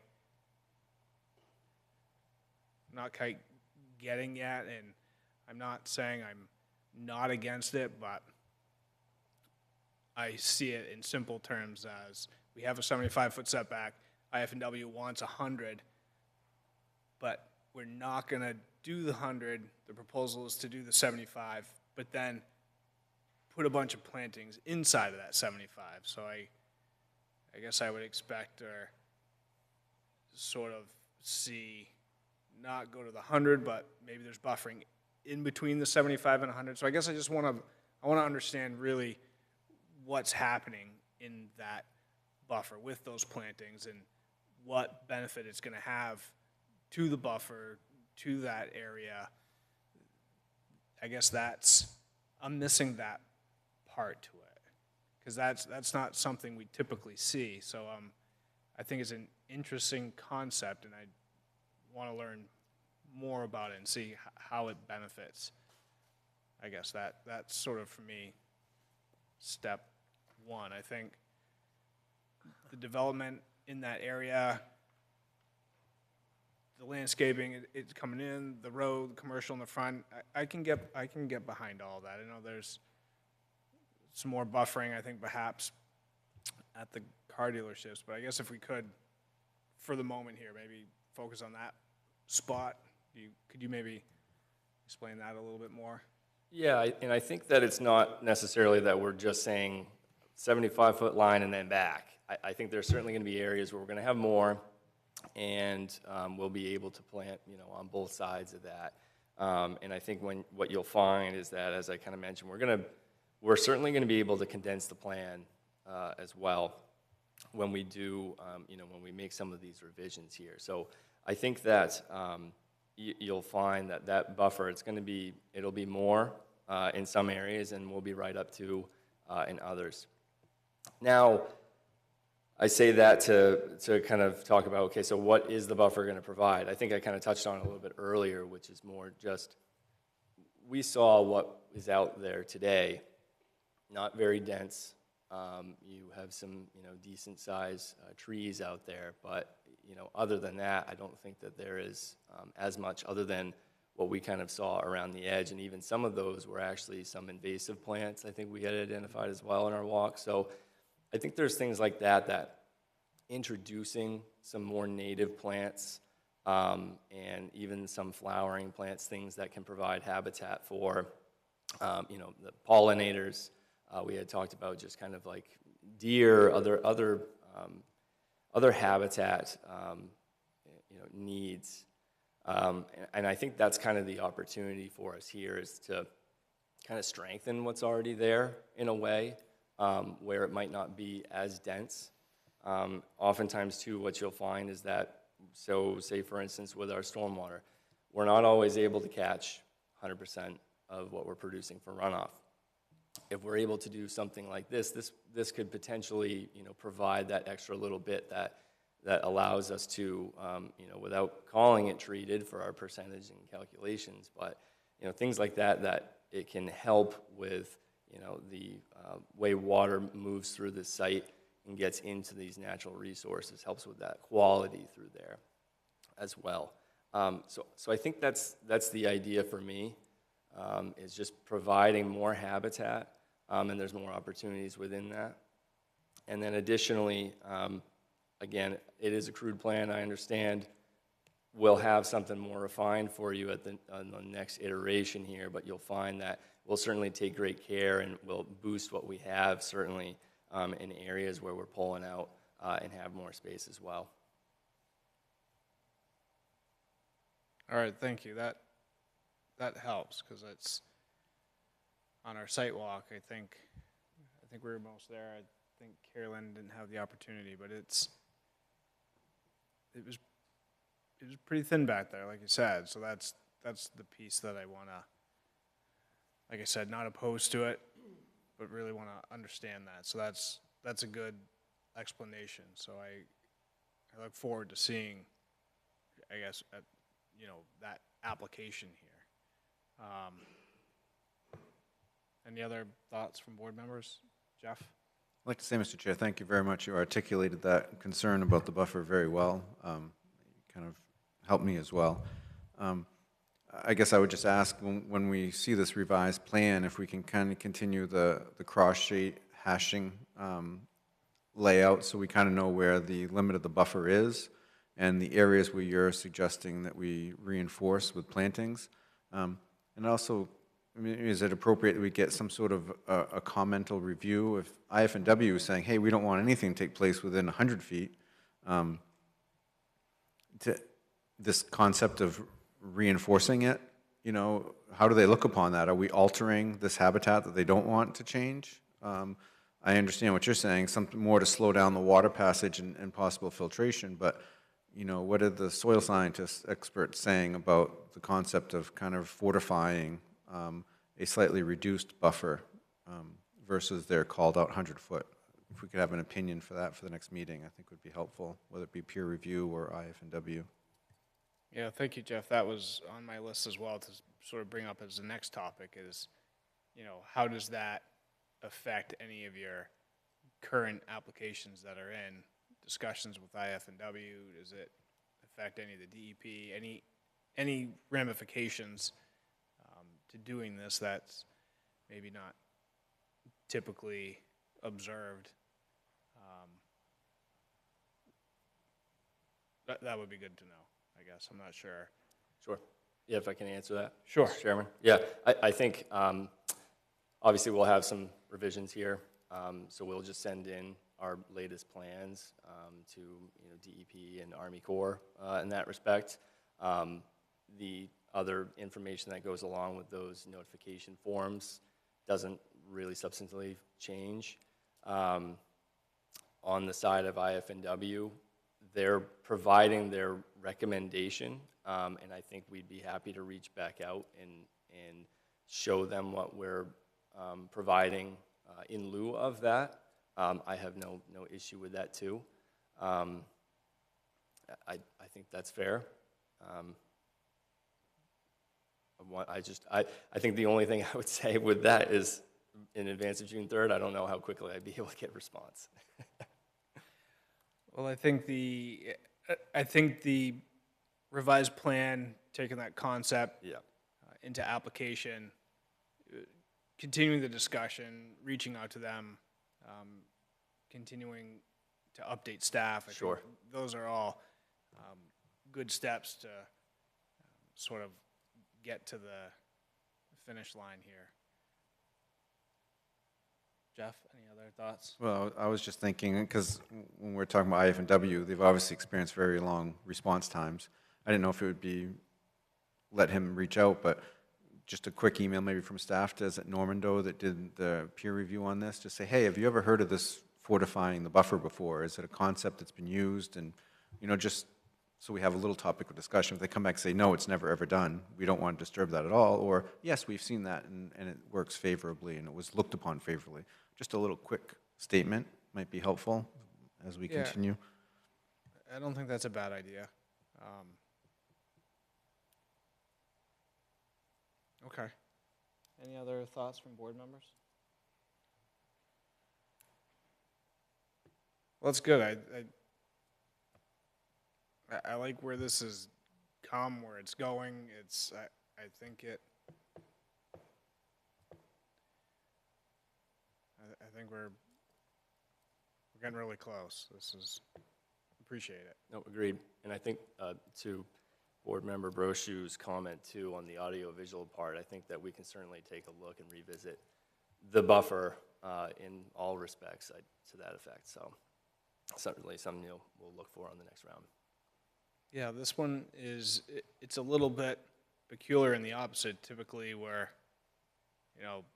kind of on the other side, and this time we're on the opposite side of the fence per se. But to Jim's point, that might not be a car dealership forever. Yes, buyers are going in. Should be pretty clear that they're going in right next to a car dealership. But that's what we're here to review, I suspect. So that's good. All right, with that, perhaps a final motion. Mr. Chair, I'll move that we continue application review till June 3rd. I will second. Thank you for the motion, Jim, and the second, Jeff. Any additional discussion? All right, those in favor to continue to June 3rd. Jim, Yes. Carrie Lynn, Yes. Jeff. Yes. I vote yes as well. Motion passes 4-0. Thank you, sir. Thanks. Mr. Chair, maybe we take like a 5-minute rest break? Sure, we'll take a 7-minute recess and we'll continue.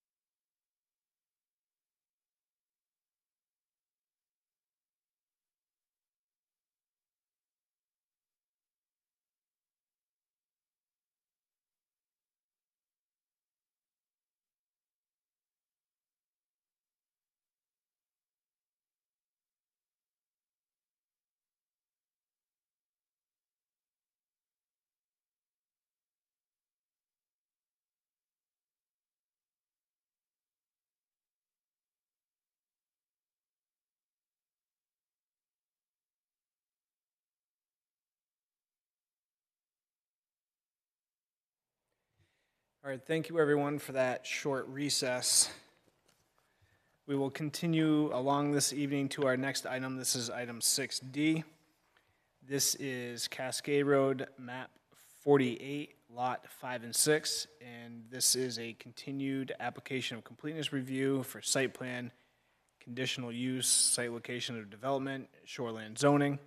This is within the Portland Road zoning district and resource protection, and this is a proposal for an athletic sporting complex with an athletic dome, building, turf field, and associated site improvements. Board members, any disclosures or conflicts? Jeff? So, Mr. Chair, as you may recall, I believe the last time this applicant was before the board was March 4th, which is a meeting that I was absent at. I have since watched the entire video and reviewed the packet material. Just want to make sure no board members, as well as the applicant, have any issues with me participating in this meeting this evening. Great. Thank you, Jeff. Board members? Any applicant? No. Great. Anything to add, Emily, beyond our packet here? No, thank you, Mr. Chair. All right, great. And with that, we have the applicant with us this evening to give us an update. All right, thank you, everybody. Silas Canavan with Atlantic Resource Consultants, civil engineers for the project. So I believe since everyone is either was at the last couple meetings or has reviewed the information from the last few meetings. Just trying to see if I can get this to go full screen. Okay. So we have made a few updates from the last submission as requested. So we'll just kind of run through those. I don't feel like I need to go through a full detailed presentation of everything, but happy to answer obviously any detailed questions after the fact if necessary. So step number one, as you're all aware, this is another portion of this project is a subdivision that's actually a separate project on the agenda. But that subdivision has changed slightly. If I'm just showing this for so we can all be oriented correctly. The blue line on the outline of the plan that I'm showing now is the total property that's part of the subdivision. The subdivision is now only 2 lots, so it's going to be the existing portion of the lot split into 2. The third lot that was previously there on the east side here is actually just being transferred over to the abutter land, which is owned by the same applicant, so that can be taken out of the subdivision. So we no longer have that third lot as part of the subdivision. That will all be explained later in the subdivision application. But anyway, the red outline here is the portion of the property that this particular project is located on. So this is just, again, existing conditions, site of the property. You can see there's some wetlands, and primarily the site is wooded. There's a few areas that have been cleared. This area in particular has been, historically excavated for just a borrow pit. So there's been material taken out of there. But the site is pretty much revegetated at this point. So this is the current site layout that we have proposed now. So some of the changes that we've gone through, I'll just list them off now. The biggest one being that the outdoor turf field that we had proposed is now eliminated from this proposal. So that was due to requests last time. We had requested that there be a condition of approval upon a traffic management plan from the DOT, but the board was not comfortable with that, so we've removed that completely. All we're focusing on now is the dome and the associated parking. The other substantial change that we've made is instead of using the septic system as we proposed previously, because this is linked to a subdivision, it actually is required to be connected to the sewer system. So we do have now a pump station and a force main, force main going all the way back up to the northwest corner of the site where we're going to tie into the existing gravity sewer system. Other changes that we've added, so we do have a waiver request for a slope steeper than 2 to 1 within the 75-foot setback from Cascade Brook. That the condition of that waiver, I was under the impression that the board would grant that waiver if the city engineer was okay with that waiver, which they were, if we got a geotechnical engineer to provide the design for that. We did that. We provided a geotechnical section stamped by a geotechnical engineer in the details for this submission, so that's in there. There's also a request to provide additional information from the manufacturer of the dome in relation to its strength, its durability, its performance in cold weather climates like we have here, and also maintenance requirements. All that has been included in the packet as well. And just for the record, these are primarily installed in the northern climates where there is significant amount of snow, ice, wind in the wintertime. So they are certainly built to withstand those conditions. Another request was that we added some additional buffering at the corner of the parking lot and the building that's closest to the abutting property line to the south. And we do have that. Sorry, I don't have the landscape plan here, but I can pull it up if you need to. But we have added additional evergreen buffering in this portion of the site where we're closest to the property line to provide a better buffer to the neighbors.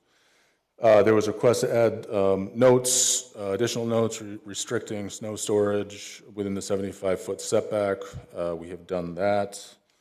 And we have provided an updated purchase and sale agreement, which is now current, and we have responded to all review comments that we've received to this point.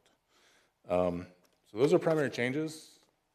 Everything else with the dome design and the associated parking lot remains the same as it was previously. So with that, I'd like to open it up for more questions. Great, thank you. Board members, any questions for the applicant at this time? Jim? So are you still requesting a lighting waiver under section 230-604A? So the only lighting waiver that we were requesting was the one that was granted at the last meeting for the slightly higher illumination across the property line because of the odd property line shape. I guess we are withdrawing the waiver request that was associated with the field, the turf field, and the lighting associated with that. That's great. Now, the other question I had was, staff is suggesting that the board, and I think you hinted on about this too, that perhaps the board doesn't have may or may not have the authority to go and grant a waiver regarding the slope because it's a zoning ordinance requirement. And so they are suggesting that we get a legal opinion to go and assist us in determining that. If we can't waive it, that I'm sure that affects your plans substantially here. It does. I know that was something that was on the agenda at the last meeting. I assume that since the board was comfortable providing the waiver, assuming that the city engineer was on board, that they were comfortable granting that waiver. It might, I don't know the answer to the question, but if I would hate to have us, approve a project like this and granting a waiver and then someone later challenge it and saying we didn't have the authority to grant the waiver, and then we've all spent a lot of time for nothing. And I don't mean to hold you up because you've actually you've made a lot of very positive changes to the site and the proposal, and you've done a fine job with that. And in every other respect, it would certainly look like the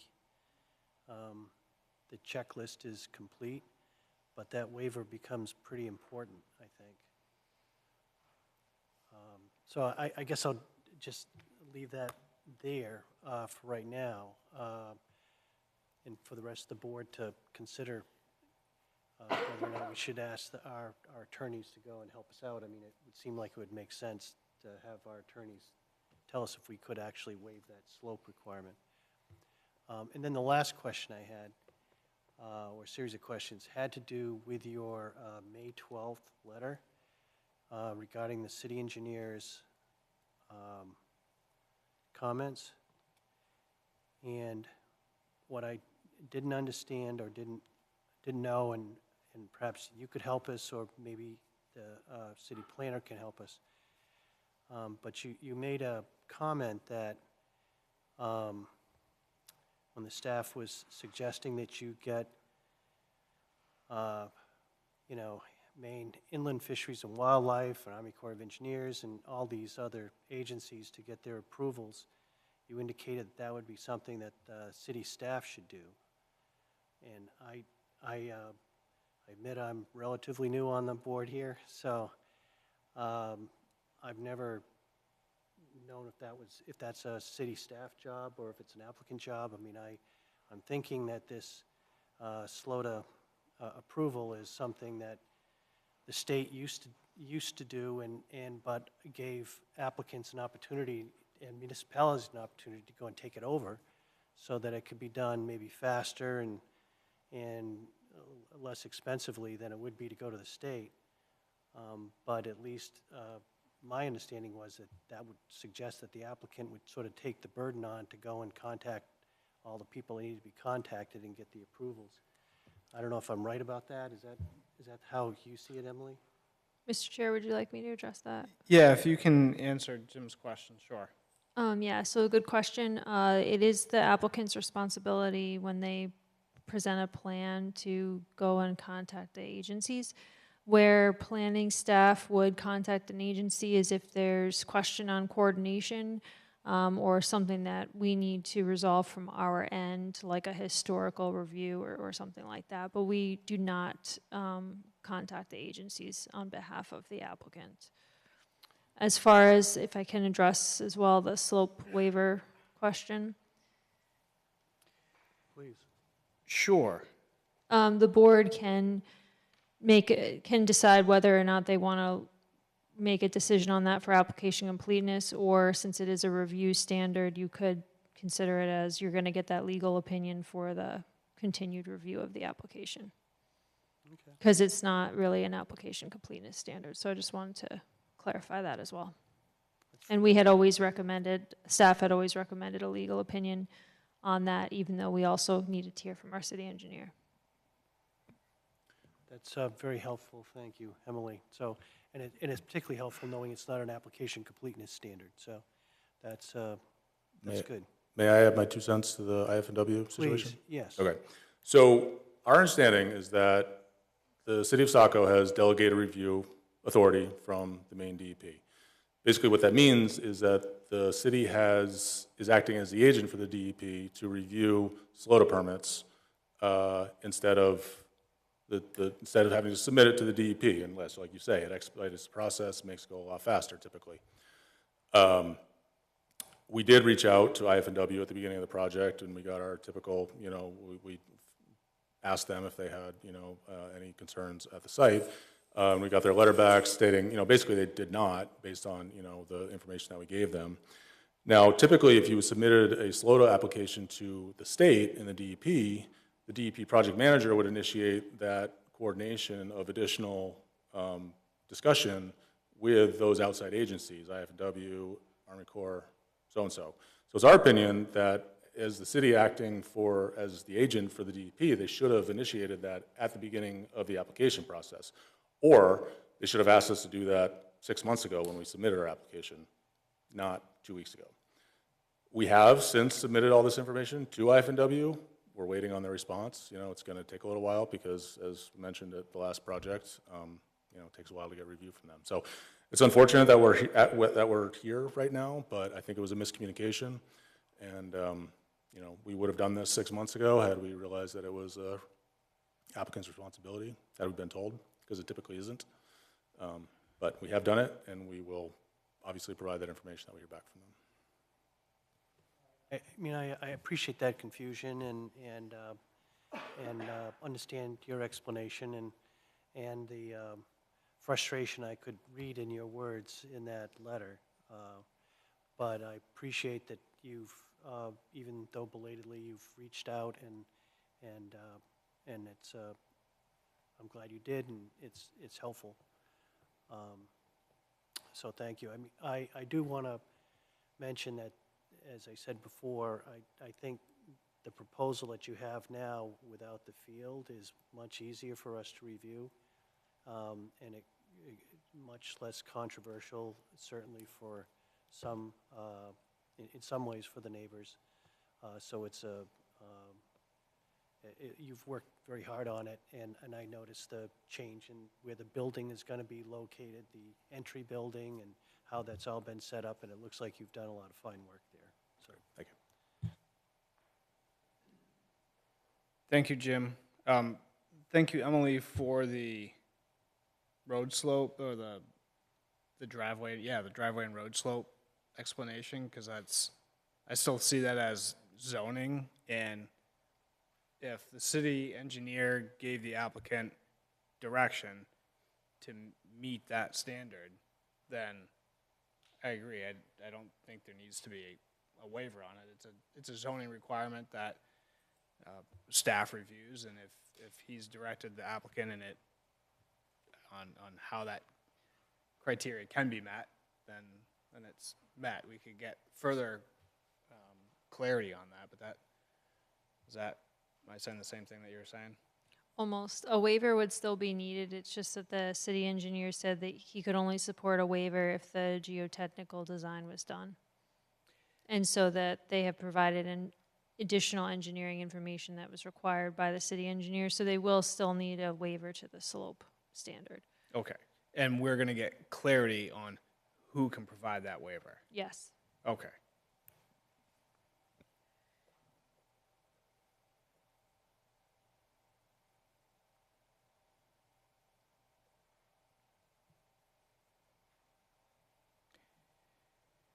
Any additional comments, questions? Jeff?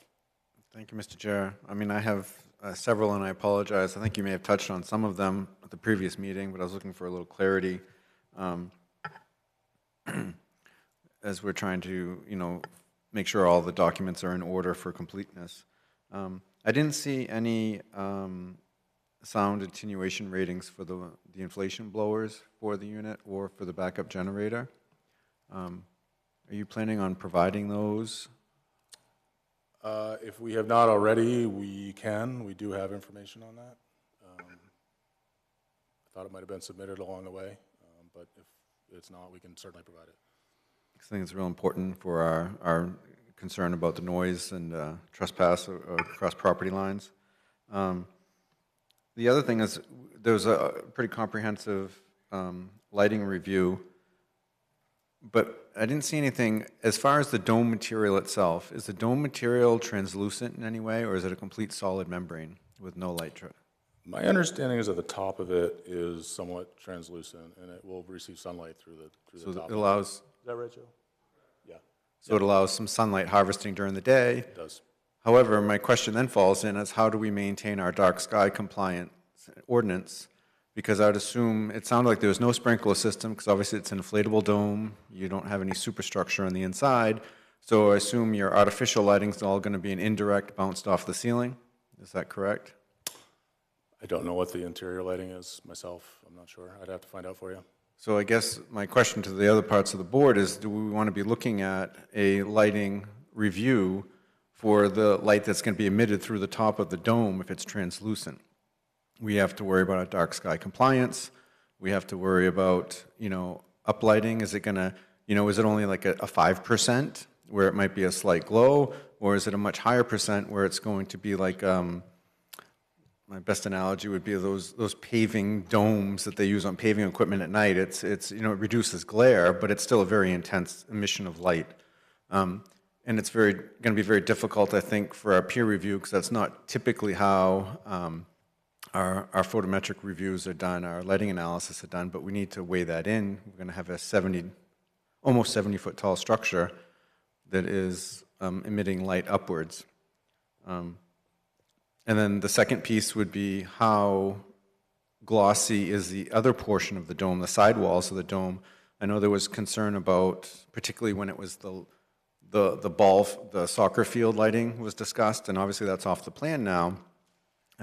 And I think there was a reference made to glare, and glare is part of our design criteria.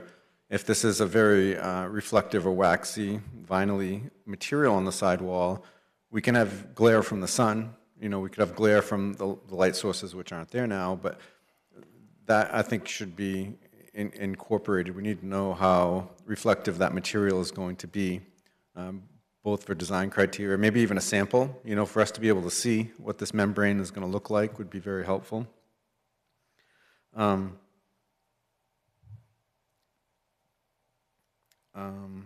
Then there was also, from a life safety point of view, for our danger of occupants, I believe Camille White had asked about the rate of deflation. I think it was with regards to some sort of a catastrophic failure, but my direct question would be, does the manufacturer have a rated rate of deflation with all the emergency exit doors opened and loss of the prime mover? So do we know, does this building deflate in 4.5 minutes, or is it 17 minutes to let occupants get out? I think that would be very important, and it should be a pretty simple calculation, having all the emergency egresses open. Yeah, that's a good question, and I think you were able to answer that. It's quite a significant time. I'd have to go back through my other notes. But I believe it was over an hour or so. Yeah, I fully thought it was deflate. an hour at least. And that was with all... I don't know if it factors in every single door open. We'd have to check. I don't know. Yeah, because I think that the way I interpreted the video when I was watching is, well, it takes about an hour. Well, is that an hour with all the doors closed and nothing going on and natural air loss, deflation? Or is that, hey, there's a crisis, everyone's got to get out of this building, they all open the emergency exits and it comes down very quickly. I think that would be very important for us to know. Like I touched on the blowers, both primary and backup, as far as noise, and noise that might cross the property line.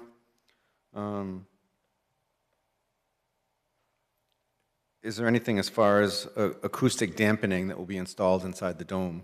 It's kind of a 75,000 square foot tent, right? And I know that there has been some concern from abutters about possible noise during these events, and I respect you guys are using our existing ordinance about athletic fields to your advantage. I think maybe the concept of when the ordinance was written, they weren't really thinking about enclosed spaces that could go well into the nights. It would normally be limited by daylight. So I think we need to be aware of any acoustic dampening and what might be able to penetrate through the wall of the dome. I think that's another important piece unique to this structure to be provided. Most of the time when we think of an athletic building, like when we reviewed the high school's dome, we knew that it was a solid building, insulated. There wouldn't be sound trespass from the inside to outside, whether it be soccer balls or pickleball or whatever it might be, cheering crowds. So my understanding is that it's actually constructed with 2 layers of membrane, and there is an insulation layer in between them. So there is, there is some sound dampening. So that's great information to be provided. I think it should be part of our packet, right? So that we have a concept. If it's a dual wall construction, different pressure differential between the two or something, so that we have a sense. So we can look at our existing citizens and say, hey, there will be something to protect you from the noise that might be contained within. I think I had the sewer, but you've addressed that because of the subdivision, you're not doing a private anymore.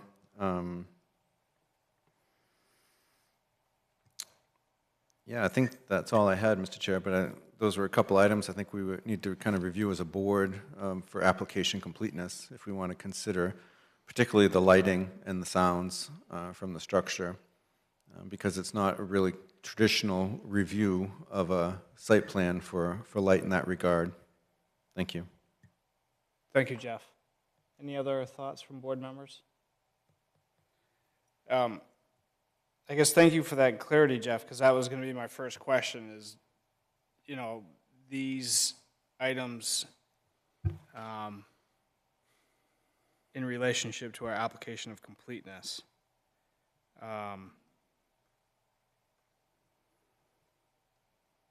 Any thoughts from other board members? I mean, you brought up some good points. We have the reflectivity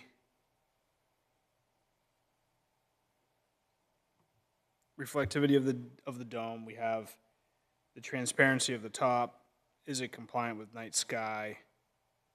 We talked about, you know, egress time, deflation, sound within the zone, the dome construction.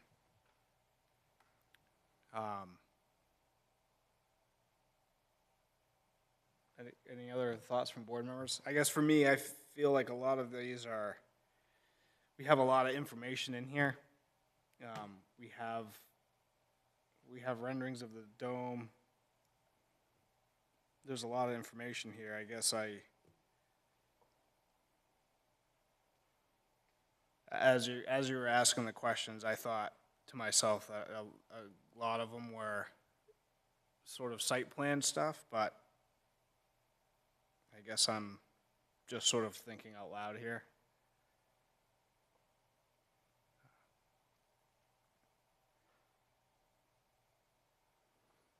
Any other thoughts or? No, the only, I mean, I think that a lot of the questions that have come up aren't application for completeness questions. But they are good questions of issues that we'd want to address as we go through our review.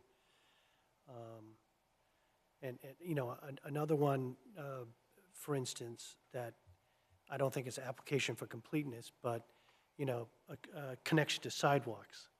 There's actually a sidewalk on the other side of Cascade Road, and I don't know if a project like this, and I'm not quite sure how the city does this, but, you know, a crossing so that people can actually get to the sidewalk or something.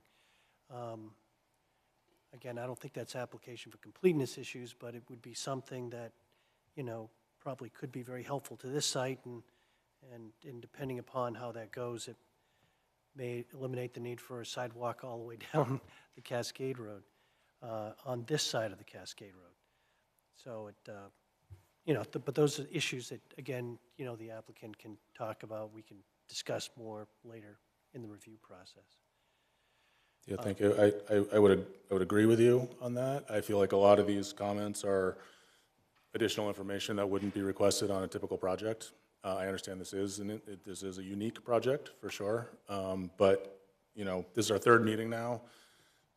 We're just getting these comments as to this is the information you want. We're more than happy to provide it, but to say that the application is not complete because, you know, we're just being asked for it now 6 months later, it's kind of hard to swallow from the applicant's perspective. Sure, and I mean, just in the board's defense, I would think this is I mean, just the structure of it's a little different and unusual, and we're not accustomed to that, and. Yeah, absolutely. And like I say, we're more than welcome to provide any information anybody wants. It's just, you know, to say the application isn't complete because there's extra information being asked that we wouldn't have anticipated the board wanted is, you know, we'd just like to see that, you know, it's our opinion that it would be complete. And the way I was going to end that up was to move that we determine the application complete. Thank you. So. Mr. Chair, if I may, I just want to clarify that that was kind of a punch list of things that I wanted to discuss. Just to bring it up to speed, it was by no stretch of the imagination am I trying to say that those are things that need to be included for me to view it as application complete. The one that I do weigh out as part of an application completeness would be the lighting plan because of what could be coming out of the dome. That would be one item that I think that really should be included, and it should be included, it's included in all of our plans, right? The fact that the applicant's bringing something before us that is a little unusual in structure would be no different than if there were an applicant that was trying to build a greenhouse that might have grow during nighttime hours.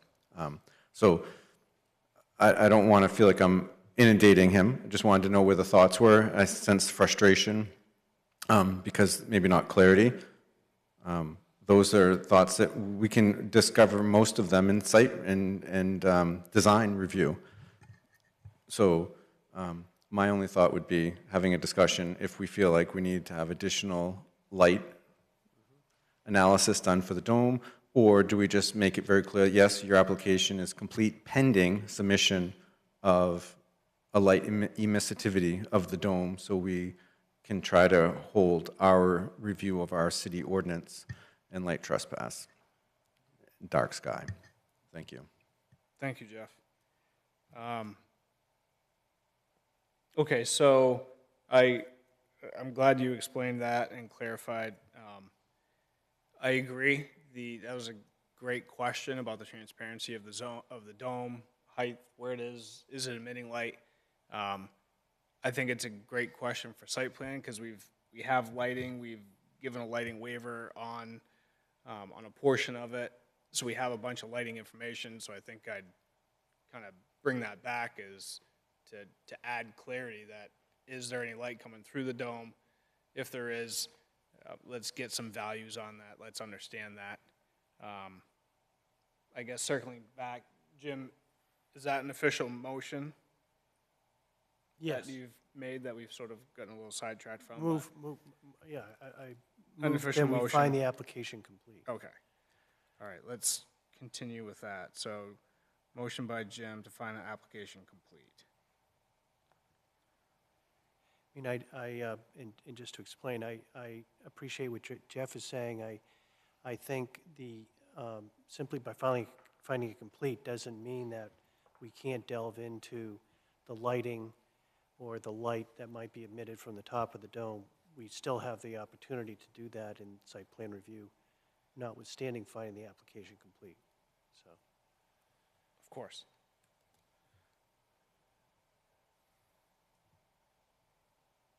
So motion by Jim to find the application complete.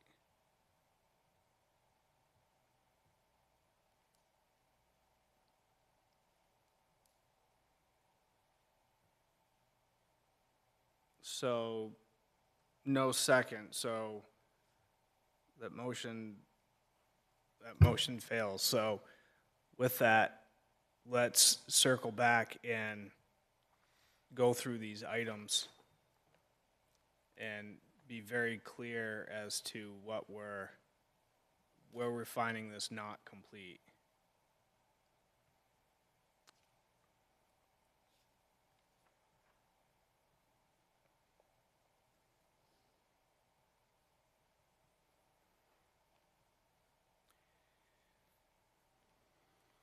So in our site application checklist, this is our revised checklist from May 13th.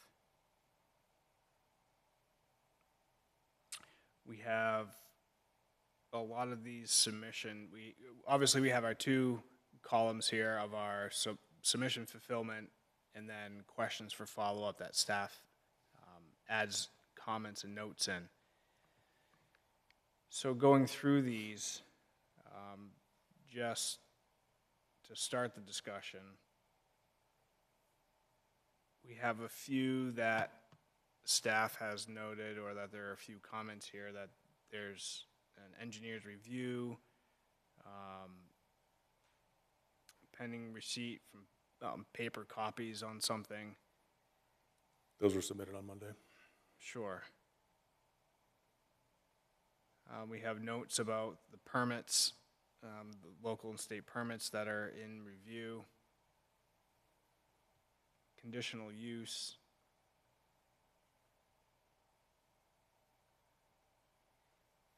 signs, we've had those on the buildings. There's some soil conditions in the medium intensity soil survey. There's a comment about whether the board would like to see a high-intensity soil survey. Again, a medium provided. So within that list, just high level, it seems we have all of the material. So within those items, if there's something that anyone finds missing, let's make sure that we are clear what we're looking for.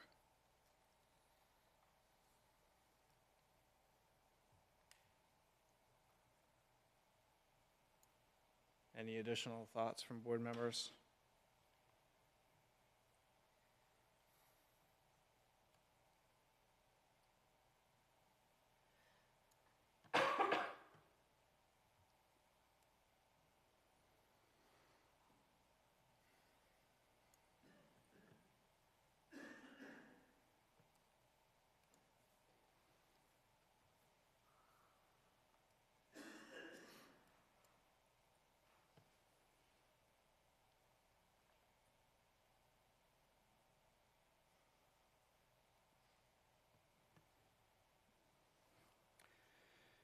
So we've covered lighting, we've talked about the slope. We have revised plans with the sewer pump station. Outdoor field has been reviewed, or removed, excuse me, so there's no more phasing in the project. We have specifications on the dome. Renderings, updated plans. We have some architectural plans that were submitted recently as well.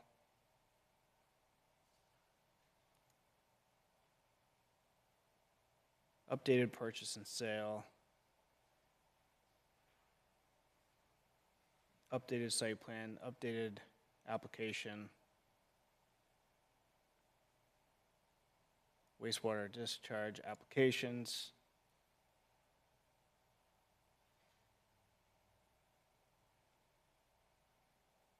Geotechnical reports, DOT reports.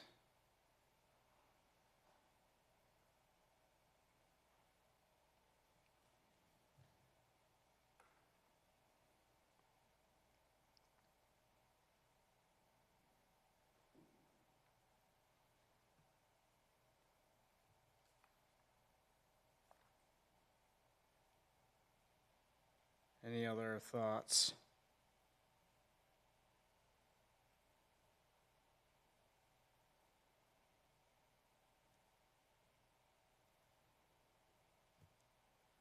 So, Emily, so we've had a motion to find the application complete that didn't find a second. The board, I mean, we can reconsider a motion, right?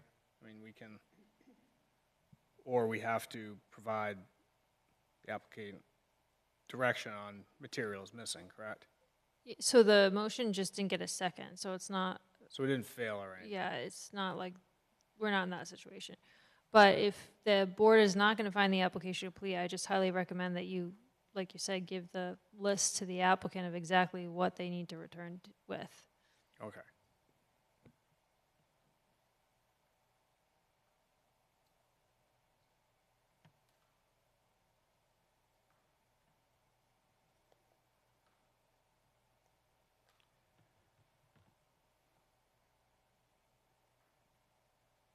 So all of my items have been addressed. I don't see a reason why we can't find the application complete myself.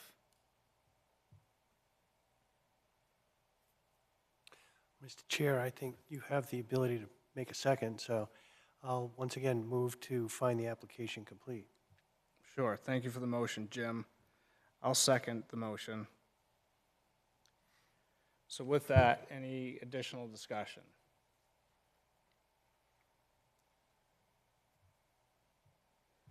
All right. Those in favor of finding the application complete? Jim? Yes. Carrie Lynn? Jeff?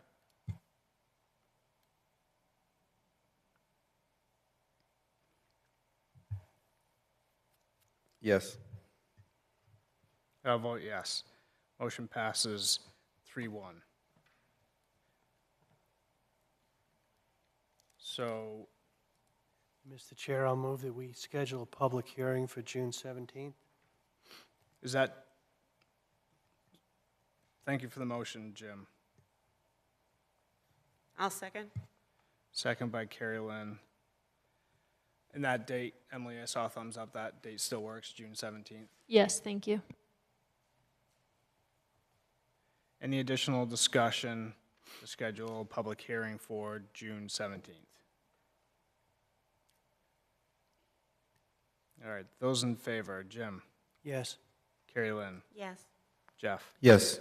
Vote yes as well, motion passes 4-0. So, application complete. We have a few items here, Silas, that you're gonna work on.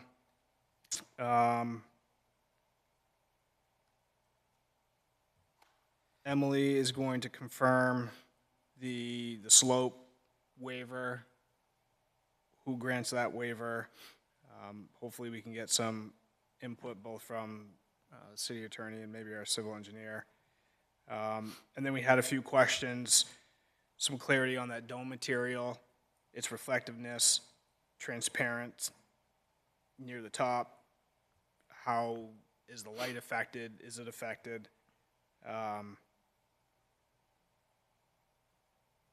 Maybe that deflation rate. I know I can't do the math, but I know that there's some good engineers out there that could maybe provide some additional, so we have an hour of deflation, but if we have max capacity in there, what's a realistic expectation for everyone to get out, given all the doors open, deflation, all that stuff? Yeah, I'm pretty sure the manufacturer can provide a detailed Sure. calculation of that. There's the sound within the dome question. Any sound panels, does the dome material reverberate sound from within inside? Is it a problem?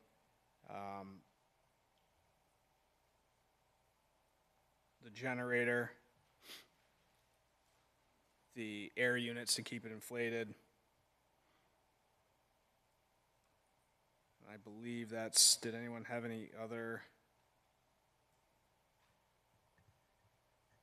All the HVAC units, I think, should be incorporated. Sure. Yep. Anything that makes sound, sure. Yep, we'll get you information, all the acoustic noise and the machine noise. Could we talk about one thing before we go, though? You brought up sidewalk connection, and I do think that's, worth having a little bit of a discussion about, just to make sure we come back with a plan that, we're somewhat in agreement on next time. So, let me see if I can pull it up here. Right now, I know it's a little hard to see on this scale, but there is a sidewalk on the opposite side of Cascade Road coming down from Waterfall Drive. It ends right at the Cascade Road culvert, and it's pretty clear why it ends there, because it's a very steep drop-off. There's really no room to build any more sidewalk across that section. So there really is no, and then if we go back to our plan, we're probably good, I'm guessing, but we're a good 100 feet or more down, from the crossing there. And, we can certainly provide a walkway, down to the street, but there is no public sidewalk to tie into, and it's really not practical to build a sidewalk over Cascade Brook. You'd need some pretty significant retaining walls, or either that, or you'd be, impacting the brook more by pushing the shoulder out further. So it would be a very, costly and expensive project to do that, which would probably render the project infeasible. So I guess I'd just like to get an understanding of what the board would expect for that standard, so that we can provide the information that you guys need for that. And I guess the only other thing I would say is the standard actually says the project should provide a connection to the public sidewalk. It does not say the project shall provide, which I know is a technicality, but it's important in this case because it's really more of a recommendation than a requirement. So I just want to put that out there. It's not necessarily something that absolutely has to be done. But again, I just like to understand what the board is looking for. Sure. The board historically in the past has looked for sidewalks. We understand that not all sidewalks right now go somewhere. But if every project never built a sidewalk, then we wouldn't have any sidewalks. So,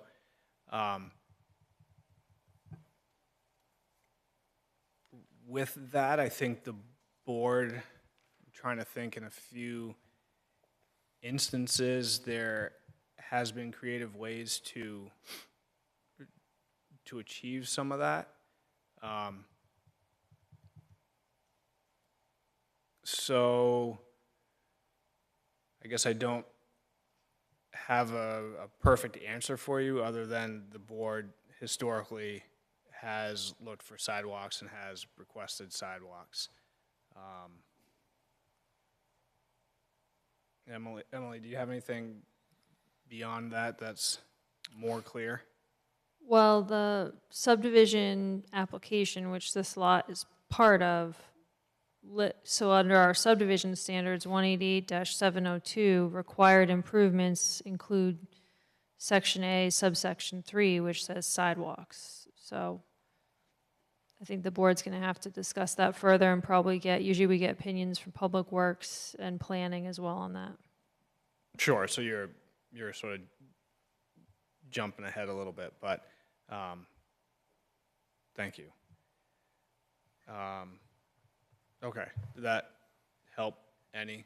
Not really. Not really, Yeah. but, I mean, we can propose something, or we can Yeah. explain why, I mean, we've already explained why we don't think that is practical in this situation, but we haven't got any feedback about that, so. Yeah, so we've also seen projects in the past looking at a larger area and seeing what the sidewalks do, where they go, and places to go, and sort of looking at the whole big picture to kind of come to sort of an understanding.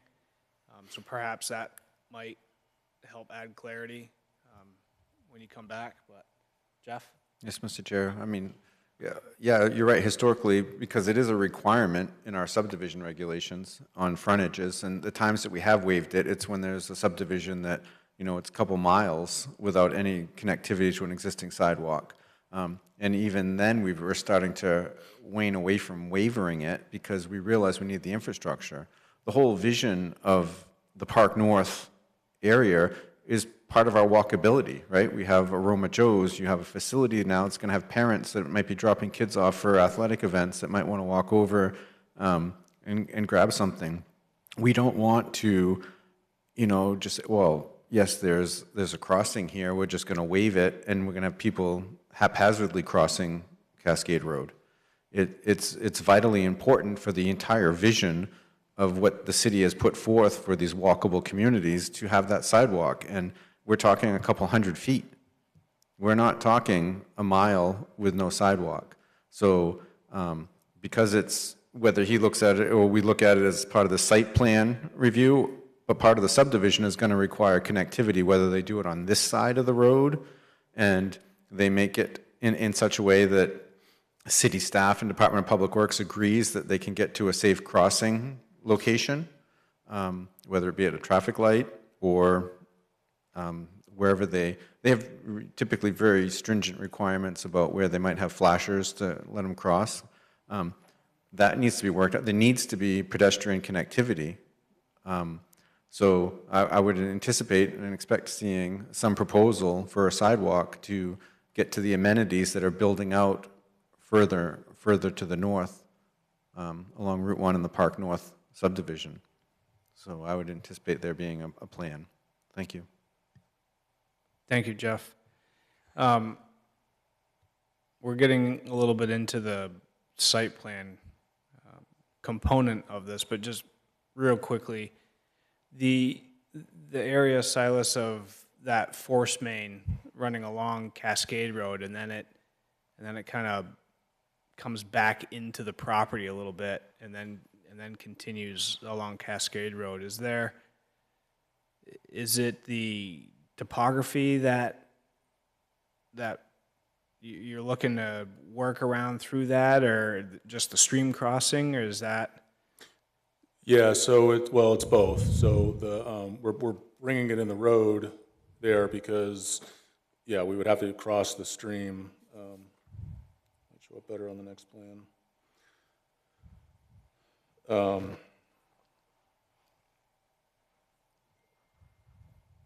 So, you know, if you can see here, we've got contours stacked very close together, which, you know, means very, very steep right there.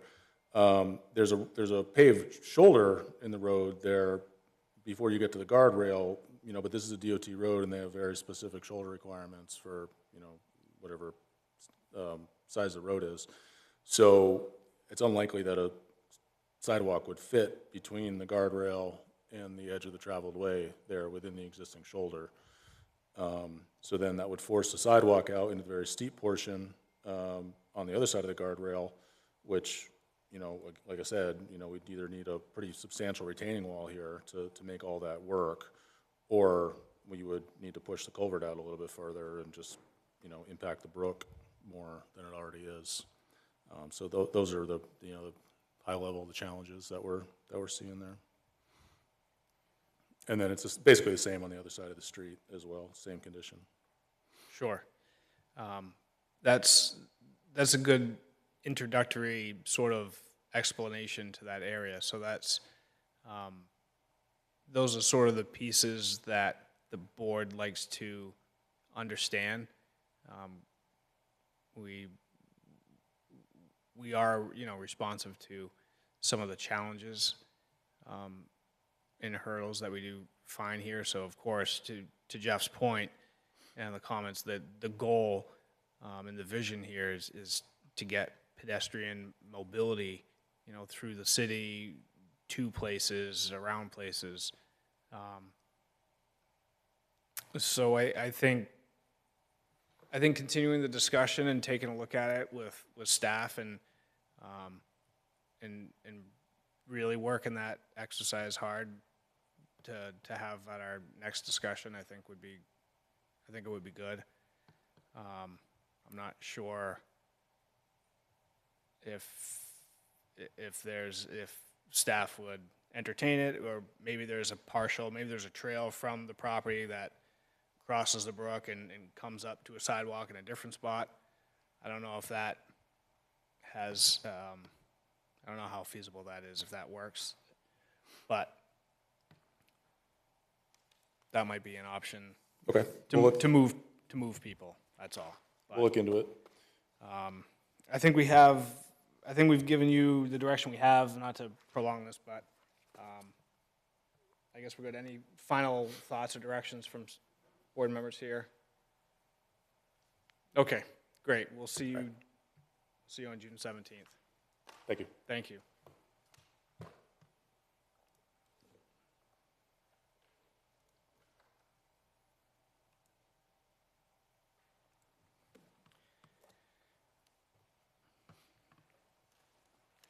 So, board members here, with that, we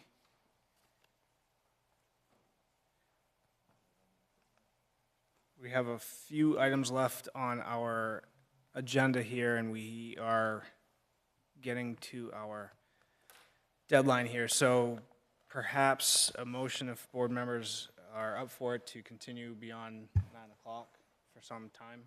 Mr. Chair, I would move that we continue past our 9 p.m. normal stop to review the remaining 2 items on our agenda with a hard stop of 9:45.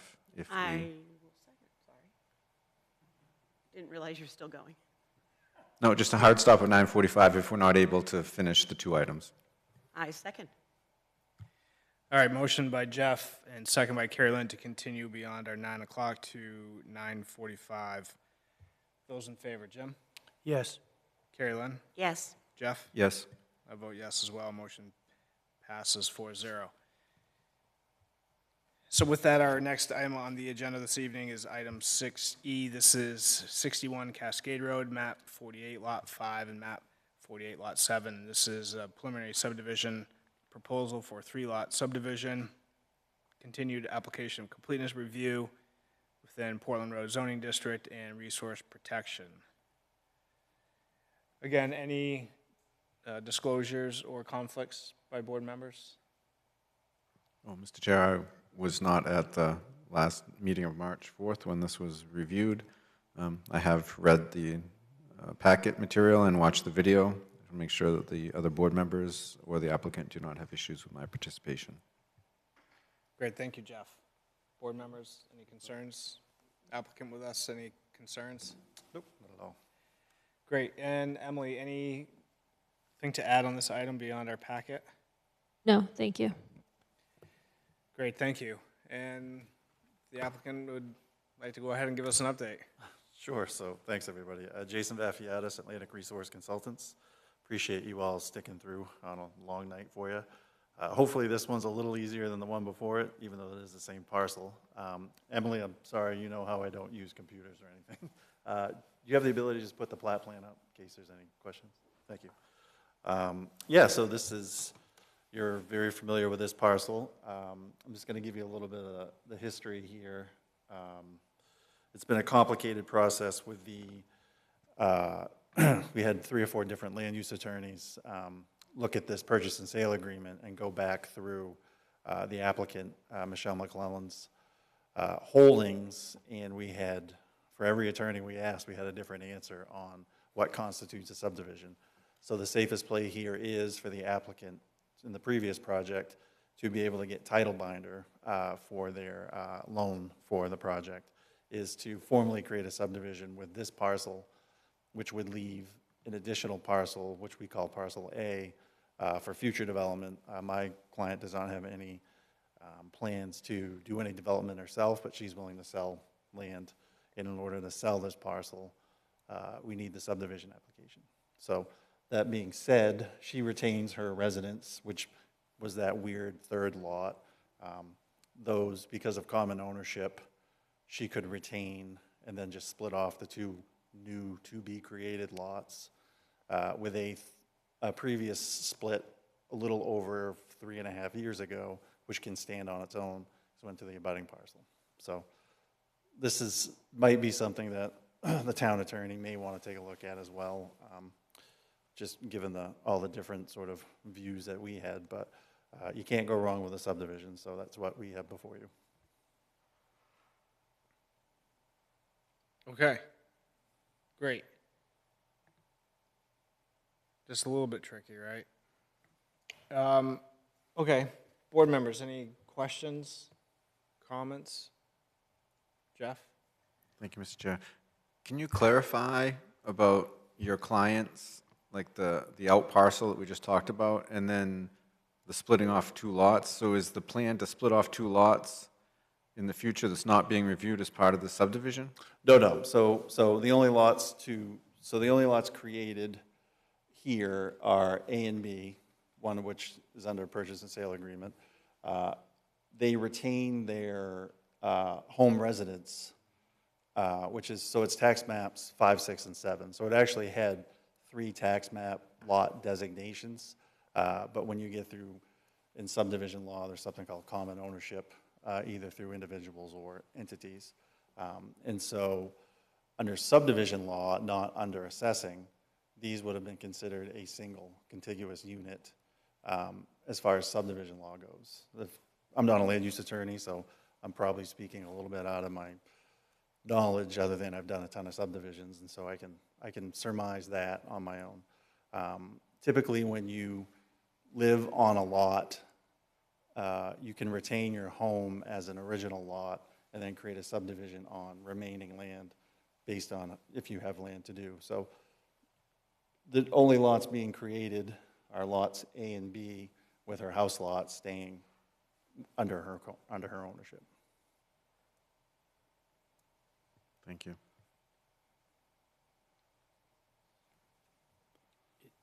And I think, to touch on a couple of things that you talked about in the previous rendition or previous project. So we did, because we're actually not proposing any sort of work with the subdivision, no infrastructure, we're not building a road to create lots. We are party to the discussions you're having, more site plan discussions on sidewalks, sewer. So we had previously asked for a sewer waiver. That has been stricken. We do have access to sewer for all lots in the subdivision. And then the sidewalk issue, I think, will come into play as well for us, because this application would be party to those discussions. And so we'll work together with the applicant of the previous project to sort of come up with a plan as directed in the last meeting, or last agenda item.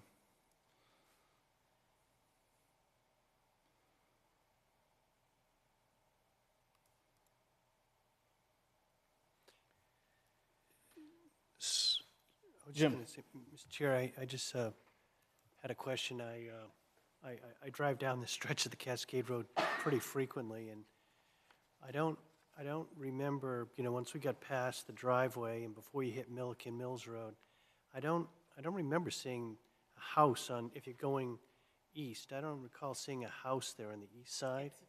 It sits Oh, it does? Sit way back? Oh, okay, all right. Yeah. Okay. All right, well, It's quite secluded. thank you, Carrie Lynn, for finding the answer. I liked it when they built it, so it's kind of one of those. No, that's great. When, retaining that lot as part of the common ownership, I just didn't get where the rest of the land was, that, as if there was a house there, but there obviously is, and so, thank you. Great, thank you, Jim. Any other thoughts or questions from board members? So we have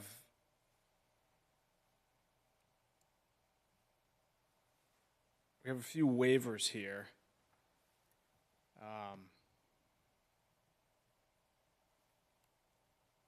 I don't know if board members have any thoughts on them, questions.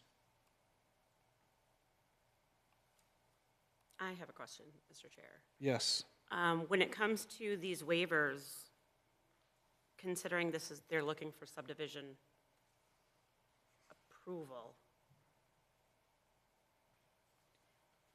and then somebody decides to go ahead and develop that Lot A, do those waivers transfer over to that subdivision?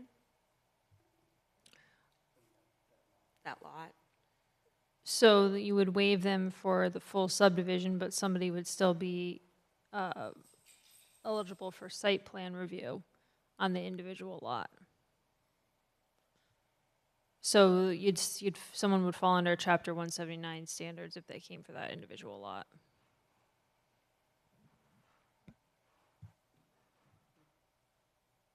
Does that help?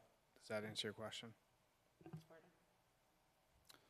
And I guess I would add, you can always do conditions of approval, I think, if in specific cases where, prior to the development of Lot A, subdivision must be amended, or applicant must submit.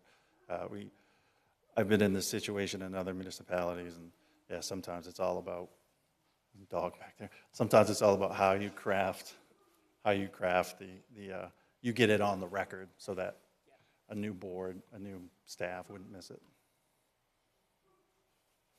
If I can, Mr. Chair. Sure. I think just we want to be as clear as possible with whatever you go forward with. We don't want to have anything outstanding that is a question on an improvement that has to be made, so it was a good question. Thank you. So perhaps we go through each waiver. If the board would like to, we can go through each waiver individually, or we can pick out any concerns anyone has.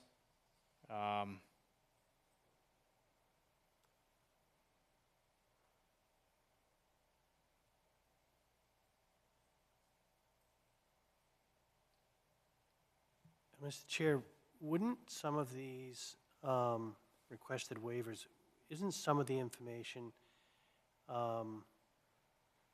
might it not be important, or if not important, at least easy for the applicant to put together? For instance, the location of,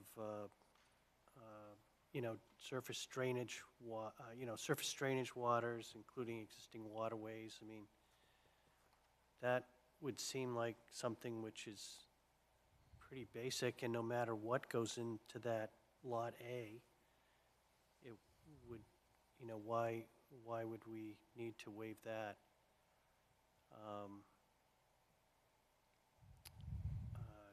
It's interesting, because it's actually on the plan. Interesting that we requested that waiver, to be honest with you. Well, and then you go down to 188-502E4, proposed arrangements of stormwater drainage.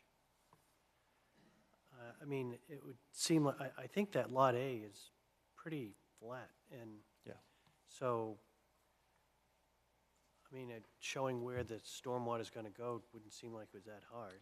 No, it wouldn't be. So, I think the thinking was that these apply typically to a proposed implementation of a plan, and so as we went through this, we were saying, well, we don't know, because that could be altered by a site plan, certainly. I think that you're right, there could be a way that we could reasonably show or propose a certain number of these things that would sort of reduce the waiver lift on this.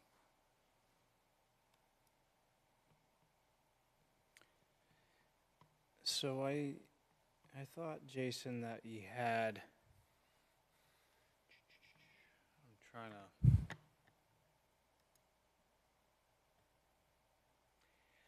wasn't there a list in a narrative that talked about these waivers?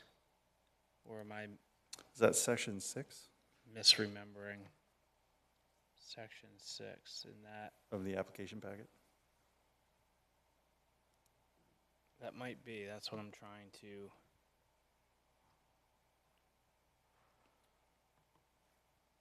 There it is, I think that's what I'm looking for. Because a lot of these refer to infrastructure implementation, right? So roads, these types of things.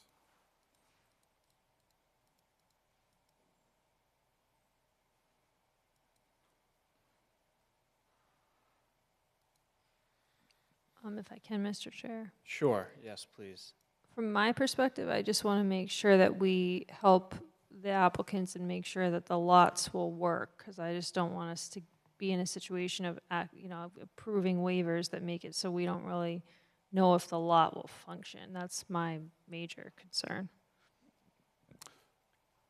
Emily's quick question on that. Sorry if I get, you mean work for bulk and space or work for development? Work for any type of development Right. in the future. I mean, I don't think in my perspective, you're not pigeonholed to one type of Correct. use, but just making sure it will work for something, I think, is important. Would like maybe creating like a real simple sort of sketch plan of a use, would that be instructive at all for the board, or just to say like? I wouldn't, if I can, Mr. Chair, I Yes. would envision a sketch plan or conceptual plan. Here's the building envelope. Here's generally where stormwater is going. Here's generally, we think we can get, this many parking spaces with an office type of use, or whatever use you want to pick. It Yep. doesn't have to be an office.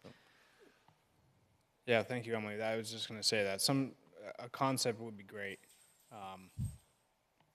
And yes, I did find that waiver narrative, so that's, I think that provides an explanation of why the request for the waiver, so that's what I've been looking for the whole time. You've just been hiding it behind the screen. Thank you. Perhaps that helps the board take a look at these.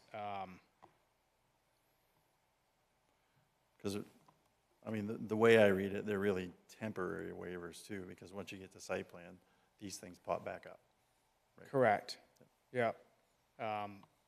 And a lot of these myself, so it's a subdivision of land. This one we're looking at making the adjustments, the meets and bounds and sort of deed references really. So as you noted in your application, we're not making any work. There's no work to it. There's the part where working with the other applicant on meeting some of these criteria, so that makes sense. So we would have to work through a condition of approval that satisfies that criteria somehow. But for board members, any final thoughts on, or how you would like to discuss and work through these criteria? So perhaps we just go through them one at a time here. So there's the pre-application sketch plan review. There's a good note here, pre-application is being waived. Applicants, submitting preliminary application now. Given what we have and the previous project, previous application, I don't see a a reason why we couldn't waive this one myself. Emily, did you have a thought or question? Yeah, you don't need to issue a waiver for that because it's an optional step. Okay, that was my first thought, but it showed up here, so I wanted to address it. Thank you. As such, there's no park or open space. The project's not being developed. Surface drainage, I know we talked about that briefly, but I think if there was a slight concept plan, then maybe that gets addressed. But I think waiving, the design seems appropriate to me, that there's no work being done here. So I don't see a reason why we can't waive that. And board members, please, any thoughts, stop me. Proposed street trees, there's no work to be done. The lot's wooded. That waiver seems fine.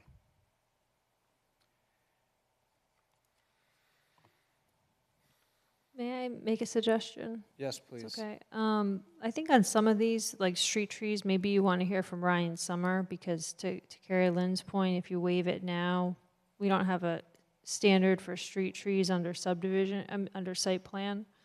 So it might be worth going out and getting, on the specific waivers, getting comments from, directing us to get comments from Parks and Rec. How do they see this waiver for future considerations? Okay. I'm completely fine with that.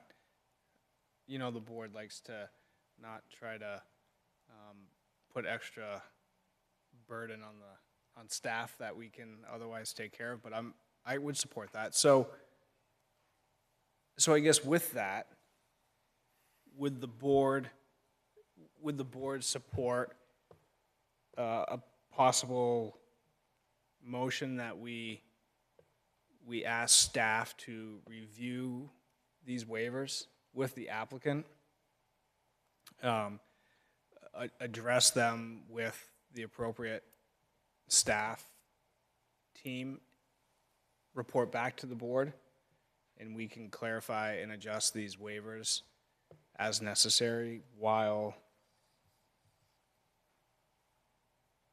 scheduling a public hearing and continued application review on this item? Can we do that, Emily? Is my intent? Yes, that's getting totally across? fine. That works. Does that make sense, what I'm getting at? Board members, Yes. does that make sense? And particularly if that's going to be done with some sort of a straw, development there, that, a generic straw development, so setbacks and all that, I think we could, those two things, the staff reviewing it together with that straw proposal, could cause us to maybe only have to waive a couple things here. And so I think that would be a much better way to approach it than trying to slog through, all these and perhaps hamstring us later on if we are doing a site plan approval of Lot A. But Jeff's smiling, so I'm thinking I just made a mistake. No, not at all. I'm kind of smiling because I feel like we're in a little bit of a pickle, an injustice to a property owner who's trying to do a simple, split of a lot, basically. And maybe he touched on it right away. I mean, could we not worry about or grant all the waivers and just have a single condition of approval that any future site plan review of this lot will require to meet all the standards of Chapter 188? Just, that'll be a mechanism, so whenever this lot comes back before any board in the future, they have right title to enforce all of the requirements of Chapter 188 as it stands at that time. I mean, because I guess, yes, is it nice to get some input? Would it be nice to hear from the Parks and Rec director? Yeah, but we have no idea what's going to go in there for a development. We might tell them to put street trees that don't coordinate with what they want to do with the lot. I mean, it's like we unfortunately don't have a vehicle for landowners to just create additional lots and then review it. And I might be way off base, maybe it's late, and I see staff kind of moving, but can we just do a simple condition of approval that says this lot is created, but when it comes before the board for any site plan, we are entitled to enforce all conditions of Chapter 188 for that review. And that way we retain our right to request all these things, but the applicant gets a simple creation of the additional lot that they need. I second that motion. So we can do both. I can go out to staff and recommend this condition going forward, get their input so that you know what they're gonna, that you know that you've talked about this condition, also get their input, and then if you wanted to schedule the public hearing, would be on the same timeline anyway. Yeah, I like that, Jeffrey. I like simple. Just only because, Jim, you actually had a good idea, but then the things that you're not waiving wouldn't actually be implemented, and I'm just wondering on how that works, right? So say then that condition is not there, someone comes in with a use completely different than anything that I could sort of opine on, and then your site plan ordinance may not cover what was intended to get waived, then didn't get waived, so. Yeah. I think I'm on board with Jeff in the sense where we're also saving staff time in reviewing a project that they're going to have to review later. Well, they've already started to review it, so it's just me going back and saying, hey, the board is looking to do this condition of approval. Do you have any comments on this? Do you have any comments relative to the waivers that were presented? It's really just going back and asking a few staff. I probably won't get everything in writing, but I'll get some feedback so that we have it and the board can then have all the info. So Emily, are you saying your suggestion is we wait on the waivers till the 17th? We schedule a public hearing, wait on the waivers to the 17th, get a little input on that waiver and on a condition that Jeff mentioned, which I like, that's a good idea. And then we can make a determination at that time. Yeah, and I think we're going to get a very high-level sketch plan of how something could work on the site And that's to our, include in the packet. correct, and I think that's our current direction to the applicant is kind of give us a thought on that lot and no, we're not approving any waivers, so we're not saying do anything extra other than that concept plan, so. Yeah, and I'll work with Emily on Sure. getting her that as quick as possible so she can get her stuff done for the meeting. Yeah, okay. So what we're doing then is continuing the application completeness to be scheduled at the same time as a public hearing on June 17th.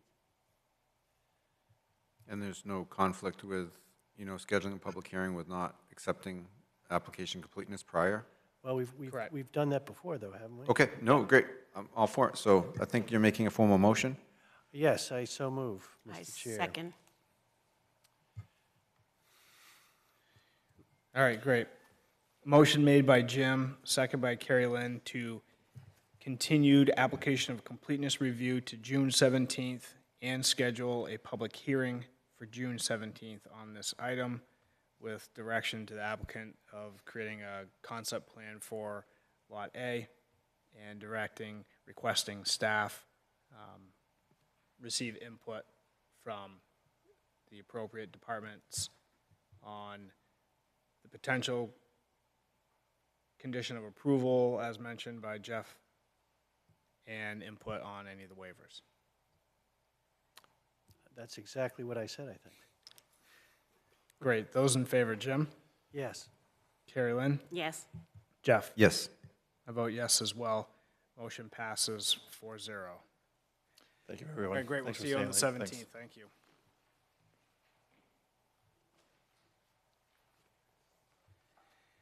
All right, continuing to our next item on the agenda this evening, item 6F. This is a application of completeness review for final subdivision for a multifamily residential project consisting of 32 dwelling units with associated site improvements within the medium-density residential zoning district. This is map 67, lot 27, And this is presented by Bradley Greens LLC and Sebago Technics. Board members, any disclosures or conflicts? Seeing none, Emily, anything to add beyond our packet this evening? No, thank you, Mr. Chair. Great, thank you. And the applicants with us this evening? Go ahead. I'd like to save the best for last. So, thank you very much. We're here, obviously, to seek final subdivision application completeness. And we've gone through the plans again. We've met with people on our side, with the engineers, with the excavators, with all of the people in terms of what we're going to do. We've tried to make sure that everything is answered as far as the application is concerned. All of the comments are addressed. They tell me we have a pretty clean letter that came back. So what I'd ask is that the staff, maybe the staff, if everything goes well, that the staff draft findings of fact so that we can get subdivision approval at our next meeting. Maybe even have a public hearing. And the only reason I say that is because we've had a number of public hearings in the past. We've met personally with the people in the neighborhood. No one has really come to the public meetings or the public hearings here. So I'm hopeful in the terms of expediency that at the next meeting, if we have a public hearing, that we can also then get finding of facts and have an approval. So thank you. And Chris is here to talk a little bit more about what we've done as well. Great, thank you. Yeah, just real quick, Chris Taylor with Sebago Technics, engineer for the project representing the applicant. As David mentioned, we had submitted our final subdivision application following the preliminary approval. We've also responded to the traffic and landscape review comments subsequently. There's really only two items on that. From a traffic standpoint, it was looking at the intersection of Bradley Street and Spring Street. The recommendation was to add some additional signage down there because it was a high crash location. We noted and we submitted with our response that the city has taken on some additional signage down there, some flashing stop signs that are solar powered, as well as some advanced warning signs that there's a stop ahead. So we felt that what the recommendation was basically what was already implemented by the city last fall. And we kind of provided some documentation there. And then on the landscape side of things, there was a recommendation to add a note about pruning trees along the abutting property line with the Willows condominium. We made a note on the landscape plan to that effect. And then they recommended a condition of approval that if any of those existing arborvitae trees along the property line die, that as part of the construction progress, that a tree would be replanted in its place there, where applicants willing to accept that condition as well as part of this. So those are kind of the two outstanding items. And it's available for any questions if you have it. Great, thank you. Board members, any questions for the applicant?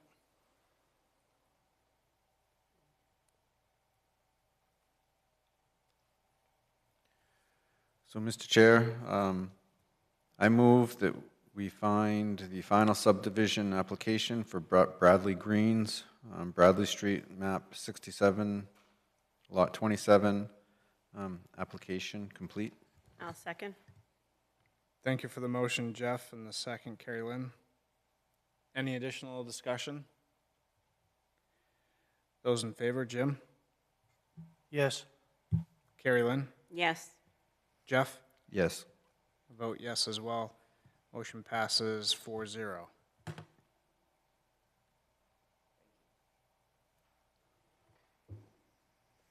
Mr. Chair, I'll move that we schedule a public hearing for June 17th, 2025.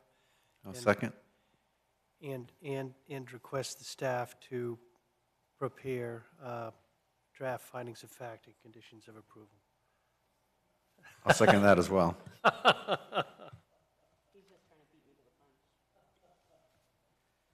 Thank you for the motion, Jim, and the second, Jeff. any additional discussion on the motion to schedule public hearing on June 17th and request staff provide draft findings of fact and conditions of approval? Those in favor, Jim? Yes. Carrie Lynn? Yes. Jeff? Yes. I vote yes as well. Motion passes 4-0. Great. Thank you. Thank you, everyone.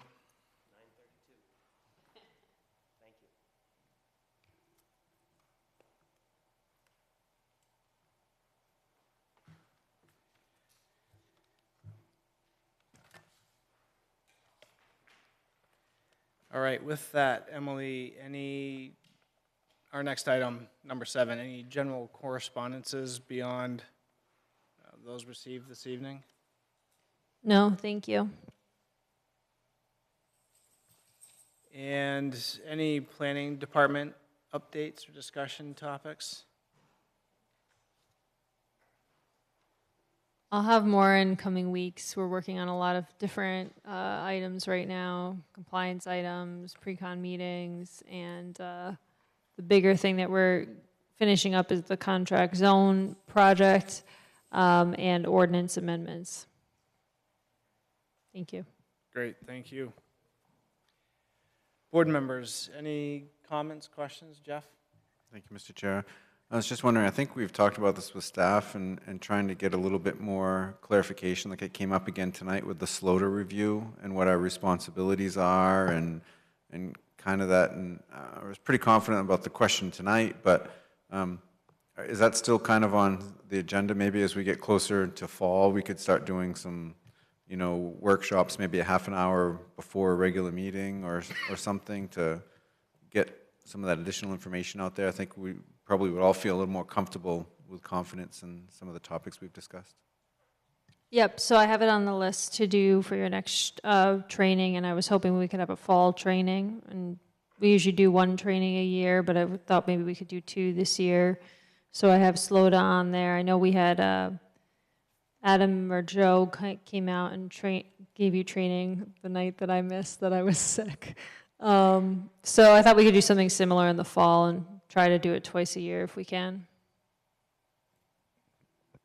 Yeah, that would be great. I think that makes it, obviously adds clarity for us, and also understands and creates some additional expectations on the applicant and what they're doing and what, you know, a little bit more about the responsibilities. That couldn't hurt. I just want to take a minute to thank the board members. You guys brought out some really great conversation tonight, and the way we're kind of learning the way to communicate and trigger different thoughts within each other. And I thought your professionalism with a couple of moments it seemed like it might get a little tense were really great. You guys all did a great job, so it's a pleasure working with you. Yeah, thank you. Same with you, Jeff. I have to say, one of the applicants did not see you coming. And I took great, it was fun. All right, and any other thoughts? I just, and I know I've mentioned this once before, but, and I'm taking this somewhat from Jeff's interest in the industrial park. You know, north of Flag Pond Road, there's so much land near the turnpike that it seems like, why not put another industrial park there? And when I was driving north on Route 1 the other day, and I went past, what is it, Ready Seafood? They built a big facility back there. And I don't know why, you know, a road can't be, you know, cut through there and another industrial park built. But that's beyond my pay grade, certainly. But I just, it just seems like it's screaming out for a, you know, a different use than just trees by the highway. So. Great, thank you, Jim. All right.